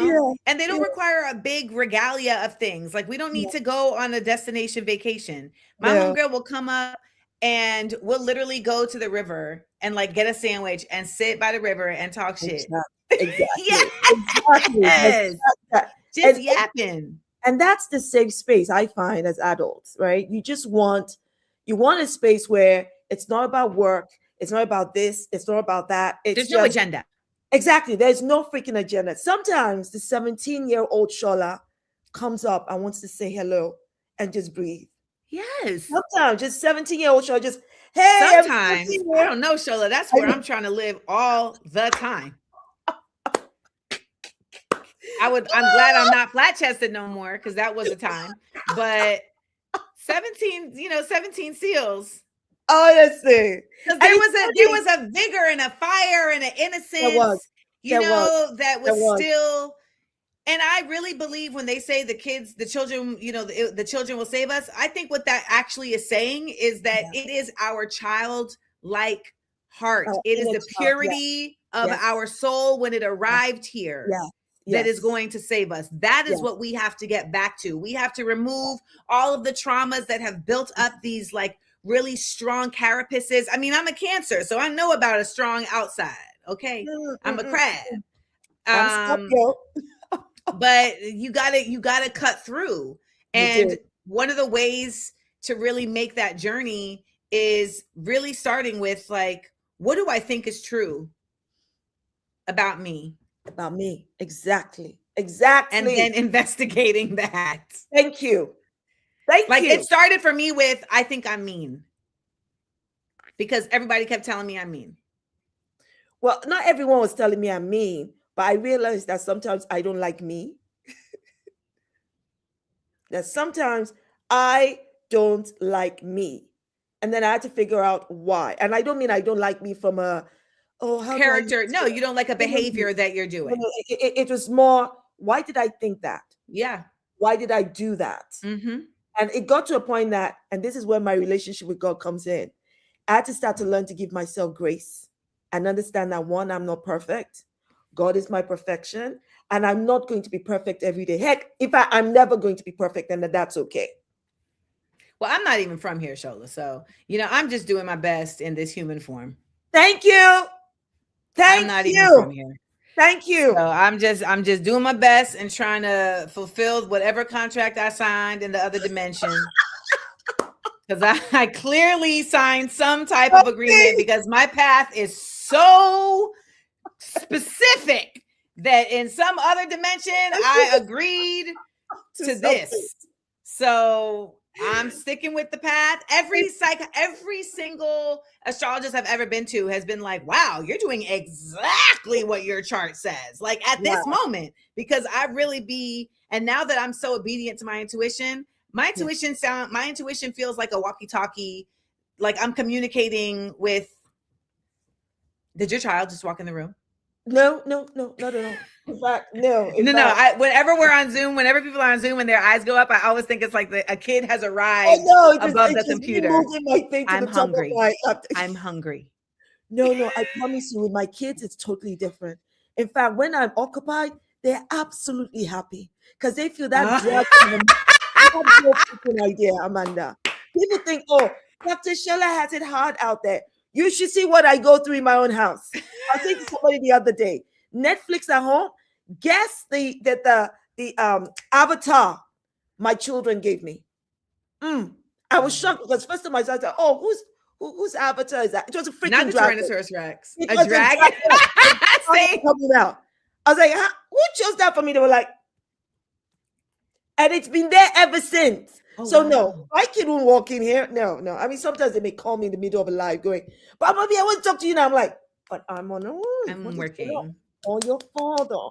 Yeah, but daddy doesn't. Call your father. I'll talk to you later. So everybody, how you doing? But there's something you said, Amanda, about you talked about soulfulness in your song, and I was going to in your music. I was going to say that one of the things that I find fascinating about your work is it's the balance between joy and critique.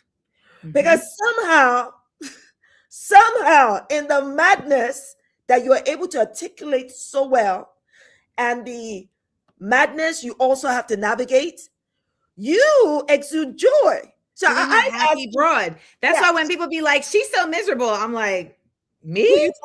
I'm like, not me over here with these cats and this dog. We're having a great time. And people who subscribe to my Patreon, like they really get to see that a lot. Yeah. The algorithm does a thing where it only shows people these little glimpses and it chooses how it wants to present your picture. But I find joy in the critique because to me, the critique is not seen to tear down. The critique is sent to open the critique is a portal to more joy. Right. So my thing is like, man, look at this thing that's keeping us from being able to relax. We should fix that. Yeah. Right. You know, like when I was doing music the first time, I usually worked with a live band. And my whole thing was, this can be a freaking blast as long as you play the shit right.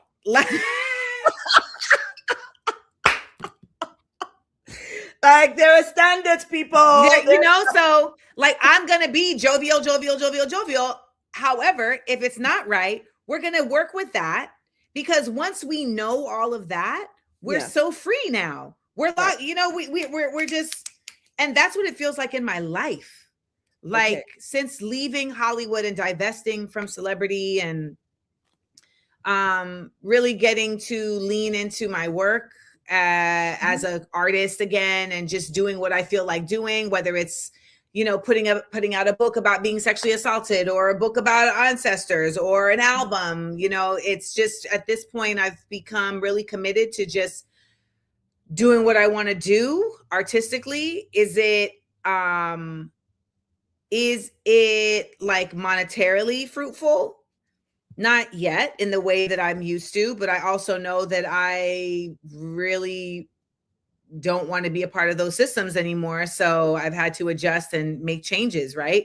I think the other part is just not being in competition with folks all the time anymore.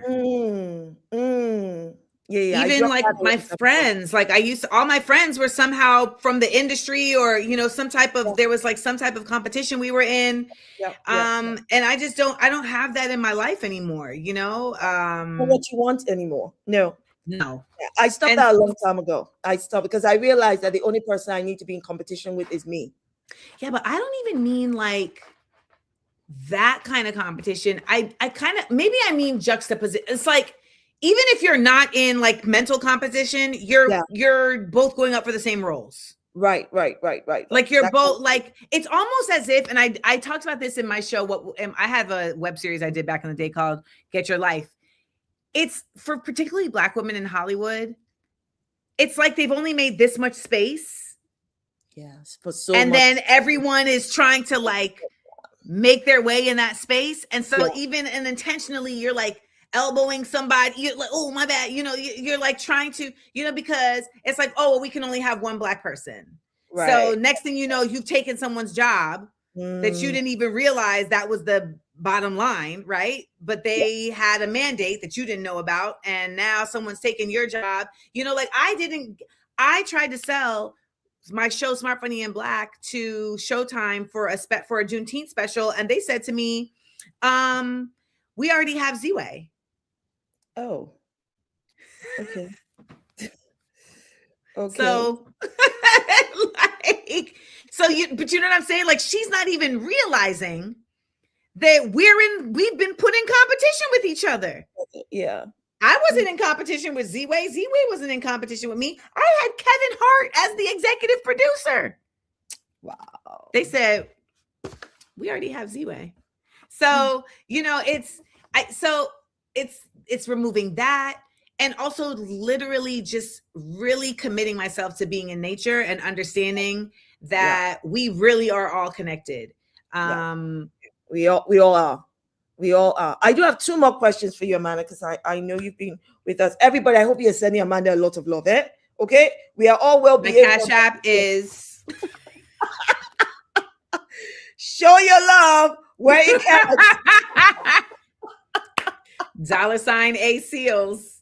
$A seals. All right, so let me ask you this. Okay.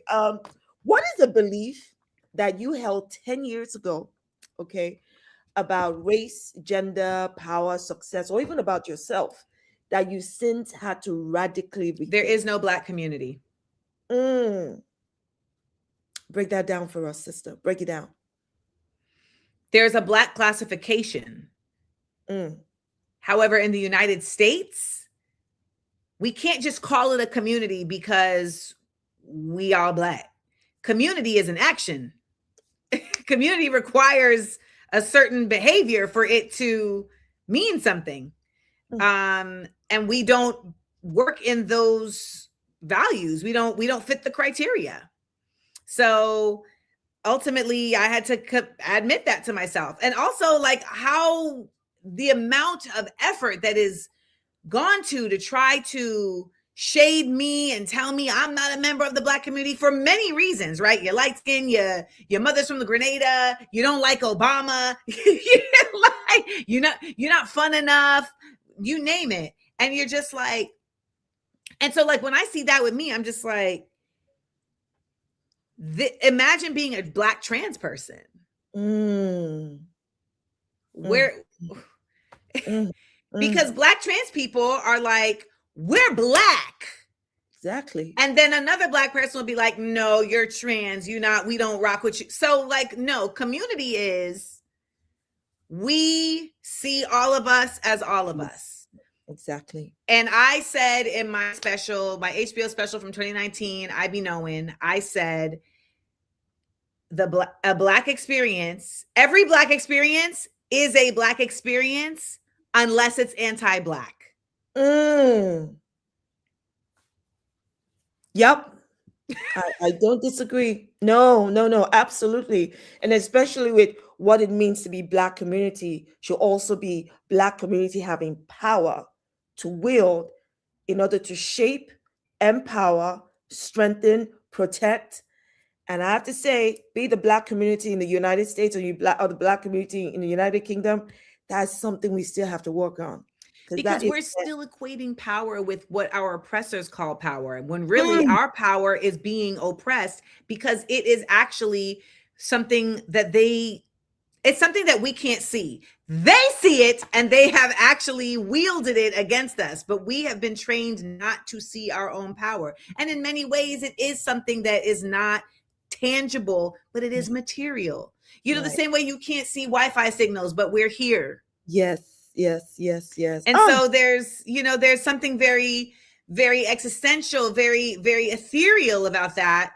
And you wonder why they take all of our minerals, they take all of our food, they take our soil, they take our bodies, they take our organs, they take our blood, they take our hair. Yes. Right? So it's not coincidental. Right. I read somewhere today that melanin is actually very effective as a blocker of electromagnetic waves. Ooh. And so when they're trying to build these machines that use electromagnetism to harm and to throw you off, it's not as effective on Black folks because of the amount of melanin in their skin. It's not as effective on indigenous folks. So it's deep. It's deep. And that, Amanda, that is what white power is most afraid of, the Black consciousness. Because I swear to God, the day my people from across the continent of Africa to the Americas, around the world, the Caribbean, the day we wake the freak up, woo! Oh, so that is what I think the rapture on the mountain. That is what I think the rapture is. When people talk about the rapture, they think we're going to like fizzle up and disappear into the sky. And that's not what I think it actually is going to be. I think that at the end of the day, for some reason, we're here on this planet, and this planet, for some reason, has allowed us to stay here, even though we keep wilding out for the past 100 years. And you know what? For what it's worth, 100 years ain't that long, right? Like, I mean, sharks are older than fire. Okay, stone fire. Literally, sharks are older than fire. So 100 years, like 200 years, that's a blip. That being said, we have to elevate, and that is what the rapture is. It is a cohesive elevation of the end of it's a cohesive end. Yeah, that's what the rapture is. It's a cohesive end. Okay. And I would like to see a cohesive end to us believing that we are not powerful. Because we are powerful. So let's have just one more word on the album. If someone listens to Truth Translator from beginning to end and walks away with just one message, one challenge, or one call to action, what do you hope it is? So I have an interlude on the album where I say the truth shall set you free. Mm. If at first you learn it, then know it, then courageously live by it. Mm. And I say that because this brings us all the way back to the beginning. Authenticity is literally just a synonym for truth. Once you make truth your religion, once you make truth your bottom line, it really switches up how you exist in the world, because you got to hold yourself to certain standards. Like I was going to white lie the other day and I had to check myself. Because it was like, girl, this wasn't even worth, this wasn't, this was just a lie to like protect my ego. And it was like, cut it out. Yeah. And while we're here, the person texted me again. So I'm going to have to be honest again. But it's just not really feasible for a lot of people. However, for many of us, it's just something we've never considered. What would it be like if I just commit myself to honesty? Like consciously. Yeah, intentionally. Consciously. Because so much of intentionally, right. Because so much of the shit we do is unconscious. So what if I intentionally commit myself to this? I got a ticket the other day. And people are like, fight the ticket. And I was like, it was my bad. This is not, by the way. Now some people might say, but does this apply to crime? Crime is a creation of the society and the hierarchies that are there. The fact that there are people incarcerated right now for weed, while little white girls have weed stores, is bonkers to me. Okay. The fact that we have folks who will be like, they're rolling back the Voting Rights Act in the United States. This is crazy. I'm like, slavery is on the books in the United States. It is. What are we talking about? Like, the fact that folks will go and get an OBE as if like that, like when I see Black people get that medal, I'm like, really? You went and got the OBE? You really went and got knighted? The same way I look at Black people in the United States saying, you really went and got a Medal of Honor, a Presidential Medal of Freedom here in this country that still has slavery on the books, in the White House that was built by slaves? For real? So the thing that happens with being honest with yourself is that you also get freedom, because spaces that you may have been really heralding, you really come to realize, like, what am I really heralding about the Grammys? What am I really heralding about a New York Times bestseller? What is that really about? Because, and James Blake, James Blake, he's the white guy, right? Yeah. The British artist. He posted something, I think it was 2 days ago, and he was just like, nothing is real in this industry anymore. Like your record sales, the record company bought them albums. Streaming, the record company bought them streams. If you're on an album cover, it's because someone put you on the album. Like none of this is organic. So once you know that, you have to move within that. And I hope that when people listen to this album, it encourages them to live in what they know, and seek out what they don't know. Well said, Amanda. You put a lot of thought, a lot of love, and a lot of intentionality into this album. And I hope everybody really goes to listen to Truth Translator. And I hope it translates the truth for you so you can learn from it and live by it, like our sister Amanda has just said. I hope you guys have learned. Can I plug something real quick? Plug it away, as many as you want. Well, I just want to let y'all know that, yes, you'll be able to stream Truth Translator like on Apple, et cetera, in the next 3 days. However, I just want to encourage you to go to Bandcamp, which is a place for independent artists to actually sell their music direct to consumer. And I have set up my album to be available at whatever price you want, $0 to whatever. And when you are supporting in this way, you support me continuing to support myself as well as continuing to make more music. And hopefully while you're at Bandcamp, you'll discover other independent artists, right? And you'll get an opportunity to again move outside of this matrix, because what's going to happen as the planets have aligned and all the when Shola, when all the astrologists be saying the same thing, you got to listen.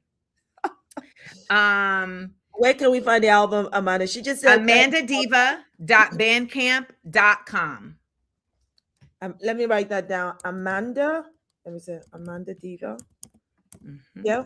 Bandcamp. Bandcamp.com.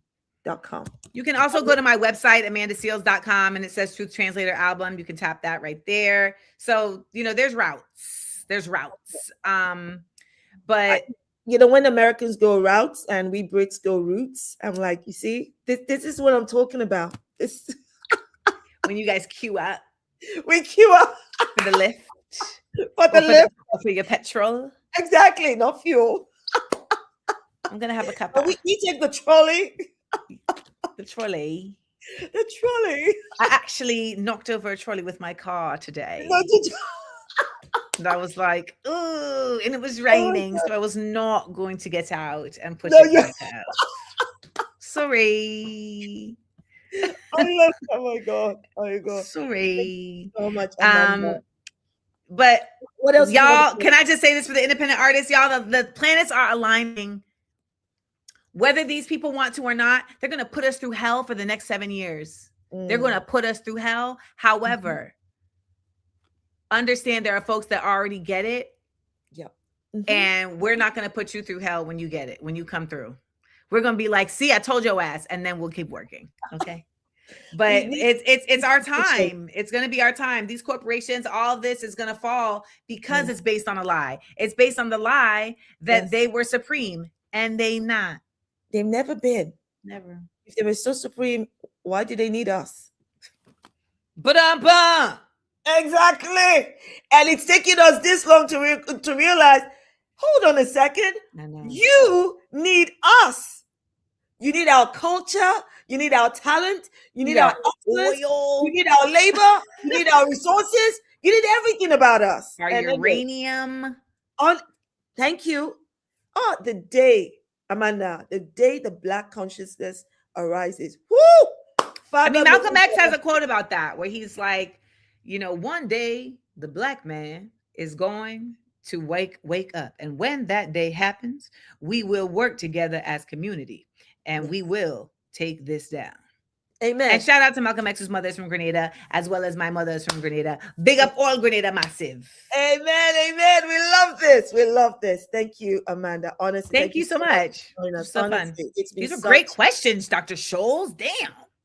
Sis, did you think I'll be ready? We have. No, listen, people be ready, but you see, listen, the thing is that a lot of people don't even know how to talk about music. So they don't know what questions to ask. And that's not shade. It's just, it's a particular medium.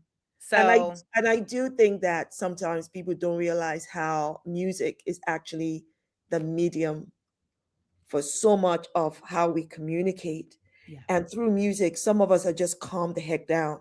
Through music, so many of us learn so much. Through music, there's so much that we get to do. Amanda Seals, y'all. So tap that Truth Translator on the left. Okay. I don't know if I can. No, I can't, but they should. Okay. There you go. Voila. Yeah. Voila. So that is how you can listen to the album, pay your $5, £5, whatever. And this is on Bandcamp, people. Look at that. And I just want to encourage y'all to, while you're there, look around. The Bandcamp app is phenomenal, honestly. Oh, right. Really, because it's really trying to create a world for artists to be their own, their own machine. Yeah. And not having to put you in the machine. And be in that system forever. Fatima, sis, I know. Who would want to end a conversation with me, Amanda Seals? Are you kidding me? We need 2.5 hours, show. Imagine. We need what we need is a proper conversation with jollof rice With proper food. Remember the last time we were having what's it? Yes, some Mexican proper food. I need to wait till like we should do it. We should do like some kind of like mukbang. I'm in Grenada eating oil dung, and you're where you are eating some jollof rice. Exactly.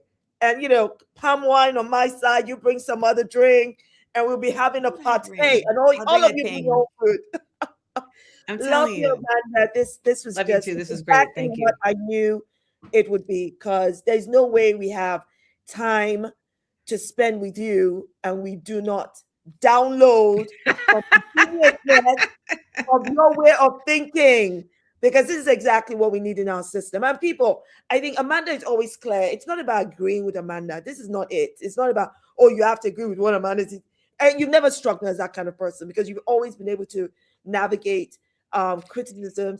It's being respectful. A lot of people's version of disagreeing is being an asshole. Like you don't got to be an asshole, or they're disagreeing with you about something that's a fact. I know. You're like, what? I'm like, no, this is not an opinion. This is a fact. And they're like, no.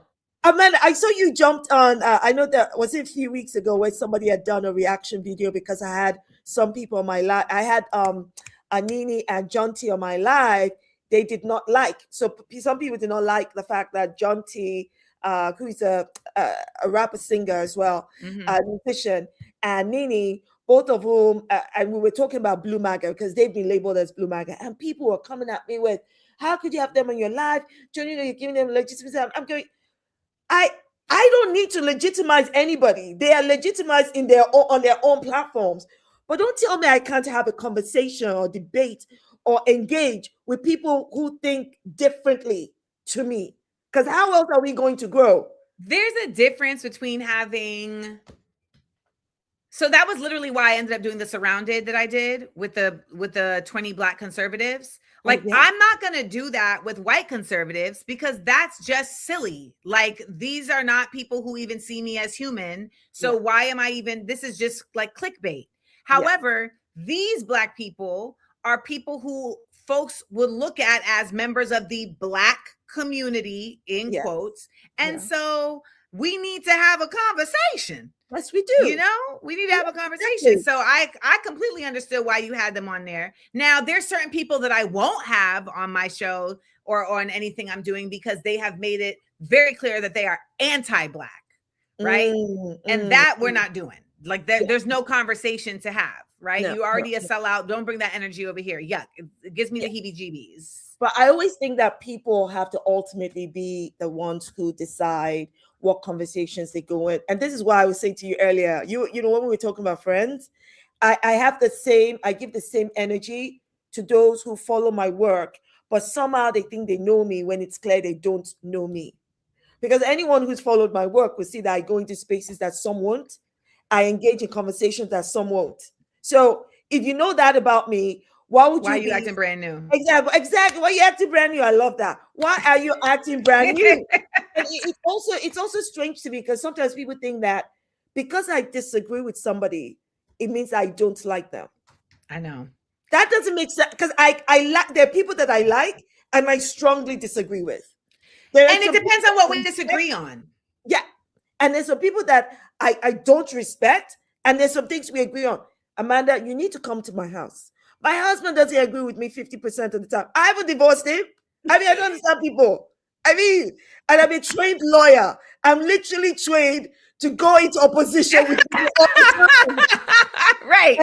People I oppose, I'm shaking hands with next day. Some of them I might like, some of them I may not like. So my thinking is very, very different. Of course, there are going to be people I don't like. If I don't like you and I don't want to talk to you, then I don't want to talk to you. But there are going to be people that I don't like, and I do want to have that conversation. So I saw that. I will tell you that I am at a phase of life where I do not have conversations with people I don't like. Right. You're like, we're not doing that. I'm like, go talk to Shola. She want to talk to you. She want to get to the bottom of this. So, the interesting thing, like with people are saying songs that they like in the chat. Oh, tell me. Let's see. I think someone said they like Psyop. Someone said they like Saab. Someone said they love Palestine, which Oh, is always so Palestine. cool to me because they're completely different songs. You Yes. know, like I love that people are not just saying they like the same song because then you know, like maybe you should have done a single. No. No, but that is beautiful though, because the fact that it can engage, if one person is engaging with multiple songs, it does mean that you're communicating, and it is reflective.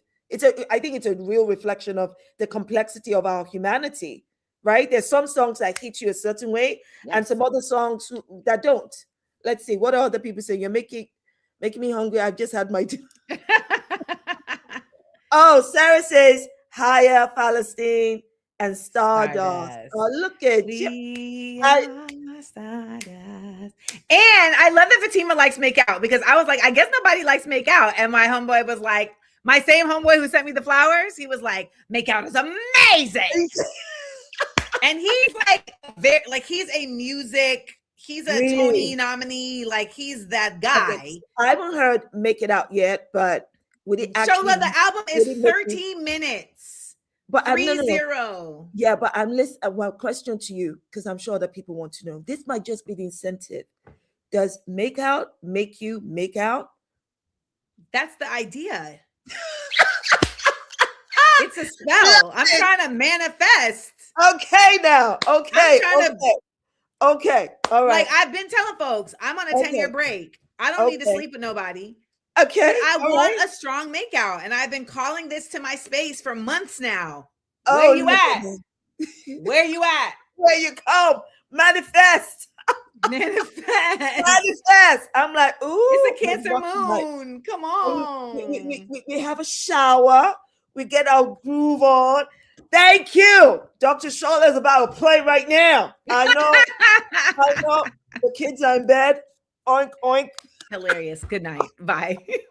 Bye. She's like, done. I've heard enough. Yeah, I've already done the song. I've done my bit for you. There's nothing else to be said. Listen to the whole album, please. I've heard some of the songs. It's 30 minutes long. Excellent. That's very short. That is very short. Are you guys listening? So it's very short. Everybody go listen to it. But what did you call it? Is it band? What did I call it? Bandcamp. Bandcamp. You snitched on yourself. You didn't even mean to snitch on yourself, and you snitched on yourself. How did I snitch on myself? Because you should have listened to the whole album. Oh no, but you see, I listened to the first 3 that you sent me, but I've not listened to the whole album yet. But I've listened to the first 3 that you sent me. Remember you sent me the first 3? Yes, I did. But now I'm here now that the whole album is out. And I did send you the album. Oh, I only have a link to those first 3. But it doesn't matter. I sent it to you, and I sent it to you on Let me tell what you sent me. What you sent me, the link you sent me was for the first. I mean, I never snitch. There's nothing for me to snitch about. I tell you exactly what I am thinking. The accent comes right out. I tell you exactly. I don't pretend. Life is too short for all that. Yori says, well, I wear my antiseptic like badges of honor. Oh, what are you talking about, Yori? Oh, Sarah says the order is everything. You mean the order of the songs? What's happening? Oh, that's cool. Look at that. Amanda, people. I can't hear you. You sound like a Decepticon. You can't? No. Oh, I don't know what happened there. Yeah, something's happened with Facebook. I have no idea. Well, my phone will not load past the date June 15th, and the album came out June 14th. Okay, I'm telling you exactly what you sent me. I know I've heard the first 3, so I will go listen to the whole album. But I never told you I heard all the other songs yet, so there's no snitching. My sister, I cannot thank you enough for coming and spending so much glorious time with us. Can you hear me? Can you hear me? You look like what is going on? It's scary. Is it? I have no idea what's happened there. No. What's going on? Are you guys still there? Can you hear me? Thank you both. Okay, Amada's back. Sis. Hey, can you see me now?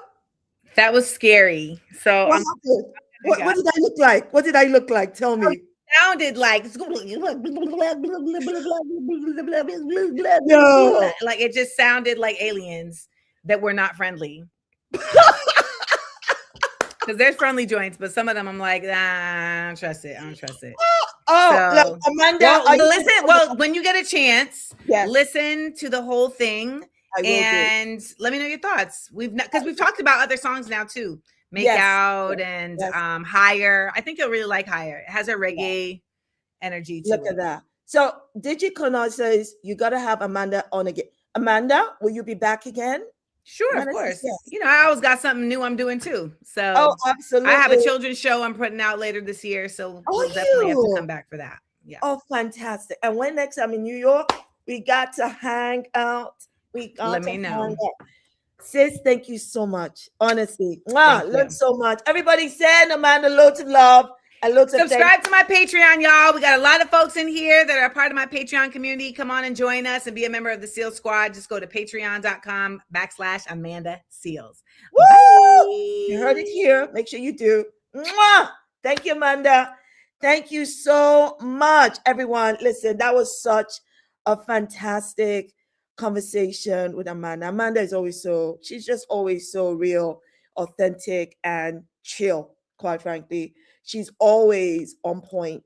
And that is why I have a whole lot of respect for her, which is just, she's great. She's great.